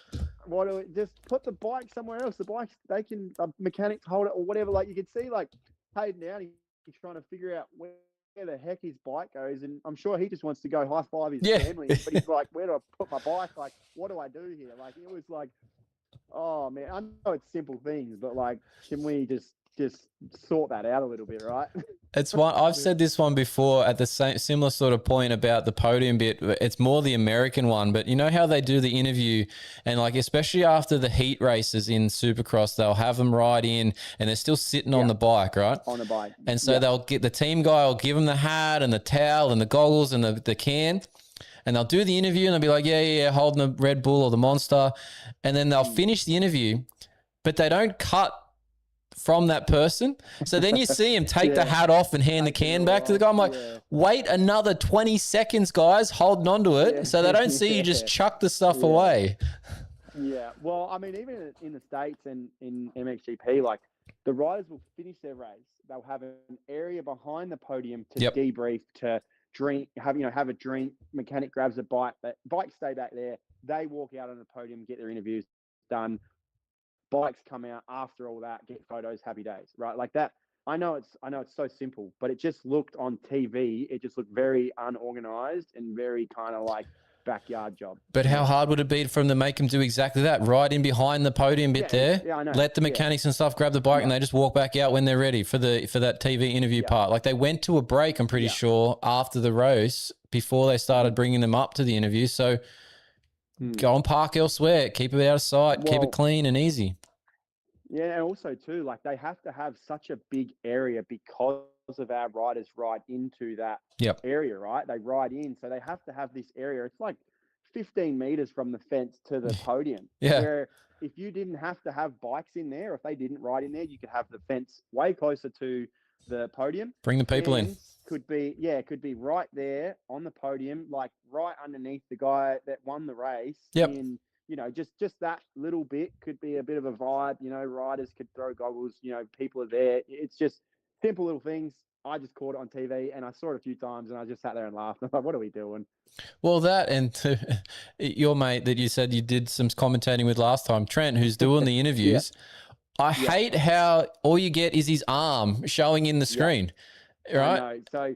So me and Trent had a chat about this because unfortunately that wasn't his call. Like he's getting calls from higher up. I assume so. Yeah. Yeah, and he's not for it. I know, because he wants to. It's so much better when you can be face to face with a rider and the commentator or interviewer, because it doesn't look so awkward because the riders don't know. Do I look at the camera? Yeah, exactly. Which one do I look at? Do I look at who? Whereas when it's two people, like, and so. Yeah, I've had a chat because I exactly the same. I was like, it looks ridiculous. What are we doing? Yeah. So, yeah, I don't know. All right. I think we've had enough. I know. I don't know. I know we shouldn't copy exactly what America does and exactly what MXGP does. Like we got to do our own thing a little bit, but pick and choose things. Take some of the good ideas and use the good ideas and build on that, right? That'd be the go. Anyway. But anyway, that's just my little rant. There you go. No, perfect. I love it because I was struggling. Like I said, until I had that issue with the button, I was out on a diatribe for the night. So anyway, we got there. All right, let's roll into a quick product inspection highlight, and I got to do this one because it's actually fantastic. I got this thing, and this is to go with this. It's actually a quad lock desk mount. Now, everyone with quad lock stuff out there on their motorcycle handlebars and stuff obviously know what quad lock is, but to get the desk mount and be able to charge my phone wirelessly through the quad lock case onto that mount while I'm working, and I'm sitting here and I would have it on it right now, but because I had to hand it up and show it, I didn't have the phone on it. But it's it's awesome. So if anyone's out there needing quad lock stuff, get on their site and get the quad lock bits and pieces. But make sure in the notes when you're purchasing, type in AlwaysMoto, because we're working on something there with them. So just help us out by put the quad lock, put AlwaysMoto in those notes, or send me the copy of part of your invoice if you can do something like screenshot part of it, because I can send it to them. We're working on something there. So, but that's a great product. It's actually funny that's the product that you showed, because this whole time I've got my phone on this janky tripod stand, right? And I've been watching my battery level just slowly go down, and I'm like, well, I really hope I get to the end of this podcast right now. So that's a great product. It charges while it's on the show normally, but I've taken it off this one. It's sitting on the desk now with my phone by itself, just so I could show that. But we maybe need to get you one of them. So, but wireless charging, plug in everything. So quad lock, doing the good stuff. All right, let's go to events coming up. So this is brought to you by Fun and Web Filters, because you're going to need a clean filter in your bike to go to a new event this weekend or next weekend. Yep. AMA MX Round 1 Parlour this weekend. It kicks off. It's going to be on like Donkey Kong in the 450 class. I don't know what to do or say about it other than just sit down, put the popcorn in the microwave, get a drink, and just sit back and probably light a cigarette and enjoy it, right? I feel like the more you talk about it, the more confused, angry, upset, just not sure what's going to happen you're going to get. So just shut up and just watch it. Just watch it and see what happens. I was going to do like a preview for it and everything, and I'm like, you know what? Everyone's just saying stuff that makes no sense. Let's just talk about what happened after round 1. I think that's the safe bet at this point, because I've got a few thoughts about things. I don't know if they're true or not. Let's just see what happens. But AMA this weekend, it's at Parlour. It's going to kick off. It's funny you say that, like, because I'm the same. Usually I'm all on preview pods, like I'm listening, I'm plugged in. Honestly, I've been so not listening to them, because it's like, I imagine that this is like the equivalent for a rider, say Chase Sexton, getting spun out with his bike set up. Is these podcasters are getting spun out with this whole preview, and it's just like, I'm done. I just want to watch. I just want to watch. Yeah, exactly. Yeah. I listened to 1. I would normally listen to 3. I've listened to 1 and got partway through both, like the 450 and 250, and I went, they have no idea. And like, honestly, like they're just spinning stuff for content reasons now. They've got sponsors on the show. We all have sponsors on shows and stuff. Let's just watch it and we'll talk about it afterwards, because I think that's going to be more interesting, what happened and then where it can go after that. So let's worry about that next week, right? Yeah. I agree. Yeah, just sit and watch. Yeah. Well, also this weekend so it's going to be Sunday morning, our time will be Parlour. Sunday evening, I believe, or Monday morning will be MXGP round 9 at Germany. It's going to be Tuschental. So round 9 of that MXGP is kicking off on this Sunday or Sunday night or Monday morning, or depending on time zones there. I haven't looked that one up. State titles, New South Wales state titles, round 4 in Bega this weekend as well. So busy weekend from a few different points. There'll be live streaming. I'll be doing the commentating on that one as well. So there's 3 different, there's AMA, there's MXGP and state titles to watch if you need to be watching some moto riding this weekend. Plenty of action there. But then there's a couple of week gap. AusProMX is going to be back round 5 at Appen, June 14. That's the next one in our calendar. So we've got about a 3-week gap. I think that works out. The following weekend, June 20th, 21st, Australian Enduro Championship is going to be in Casterton in Victoria. Excuse me. Then we're going to go to round 4, Sunny States, Toowoomba, June 20, 21st as well. Hard Enduro was on the weekend. Ruben Chadwick got the win there on the beater. I'm just choking up here. It's all good at the end of the show. It's been talking too long. We're over 2 hours, which is amazing. But Yeah, Ruben Chadwick got the win in the hard enduro scene down there at the Marumba Madness, but I don't know where this one is. It's dead something, but it's called something D, then Dead Zone. So I'm just going to go with is it the Dead Zone for for the next round, and that's June 27, 28. Yeah, so there's big June coming up for events wise, and obviously all the AMA rounds are happening through that MXGP rounds as well. So plenty of racing coming up here in the next few weeks. Yeah, busy. I mean, if you're into moto, then June's the month, right? There's a bit going on, so it's hard because it's like Supercross finishes in America, and then even though there's other stuff going on, it just feels like there's nothing going on, right? Because Supercross is over. Yeah, it's like this huge thing. It's like Supercross is over, it's all done, and then motocross kicks off, and then it's like, oh, it's all back on. But actually, we've always still been doing stuff. It's just, there's plenty going on if you actually look for it. Well, the only thing I don't like about when the motocross starts is that I go from having like an ability to maybe 2 hours to catch up and watch the AMA to then it's like 3 to 4 to watch the national as such if you want to watch the full motos and not just highlight packages. So it's a lot more time goes into it.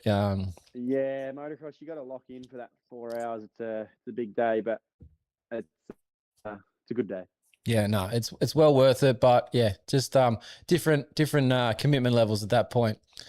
What have you got going on? Have you got anything coming up in the next few weeks, or nothing out of the ordinary? We have SA Off-Road first round is, I think it's next weekend, I believe. Okay. Possibly in Renmark. I'm a huge enduro guy, so that's what I've heard. And then we don't have another state title for a month or so, so we're pretty spaced out here. It's pretty chill here, so not a lot going on here. Just some practice days here and there, and that's about it, really. Yeah, well, you have to get the cowie out somewhere and get it dirty, so you can figure that out in between. Yeah, she'll be on track again on. I might actually even jump in on my own session on Thursday with my crew who moto down. So might even try and jump in with the young boys and see if I can still hang with them. Well, you can update us on that afterwards if you did or you didn't, and maybe if you didn't, you might not want to tell us. So If I didn't, you won't hear about it. Yeah. Never happened. No. No, all good. Well, just on a quick little update on a few things that I've put out for Full Noise. There is a couple of more of the WR250 from Yamaha Motor Australia articles / links to some videos that are up on fullnoise.com.au. So go and check that out if you're a reading type / want to watch the video as well. But otherwise, it's all on the YouTube channel. We're going to have a few more things with the Yamaha. We've got to prove that we're going to keep it until much later in the year. We'll have to wait and see when the 27 models come out, and then we'll be having to hand it back. So, but yeah, we've got it for a few more weeks. So we've got a few more things to put together. We'll have it out on track, weather permitting, this weekend to do the track preview videos as well. So that'll be cool. I've never ridden Bega. I don't know if you've ridden down there, Elijah, but no. It's a new track for me to visit and find out, and I'll have to figure out the fast way around the track in a lap so that I don't look like a squid, So that'll be fun with cameras rolling the whole time. Perfect. Easy. Yep, definitely. Well, mate, appreciate it. That's pretty much the end. You got anything else you need to wrap up or cover before we get out of this thing? No. SA State Title Downhill Series starts this weekend, and I'm a non-entry, so what? Can't back up my performance. Yeah, I got lots on. Got busy. Oh, my bike's got flat tires. I just flat tires. So all I hear is excuses. Tires, yeah. You know what? It's gonna rain, and I don't want to be out in the rain, so that's my excuse. Fair call. All sorted, mate. All sorted. Another week done. Looking forward to Appen. It's been awesome. Yeah, well, I can't wait for Appen actually, because I'm going to actually be at one of the Aussie Nationals for a change. I haven't got to many in the recent years, so I'm going to actually be there in person, which will be cool. Hopefully the media application comes back through properly so we can be there officially. Otherwise, I'll just be still talking to people anyway, so that'll just be me. So yeah, looking forward to that. Commentating this weekend. Big weekend ahead, so plenty on. But that's it for the show. Thanks to Cage Kingsford for coming on. That was awesome to have him on. Appreciate your time as always, Elijah, mate. We'll get you on again very soon. Thanks for you out there listening and watching. Obviously, get these T-shirt orders in to info@alwaysmoto.com. Make sure you subscribe to the YouTube channel, join the community, subscribe to the podcast feed if you listen over there. Check out all the written articles over on fullnoise.com.au. But that's it for another show. Thanks to Technic Motorsport, Duramoose, Yamaha Motor Australia, Pivot Pegs, and Tech 167 3D Printing for the show support. Thanks to the wife and kids for letting me get this done. I'll say it again. Happy birthday to Ellie, the Mrs. Contractor. Ben will be back again soon, probably for the next show. Otherwise, that's it. We will see you at the track.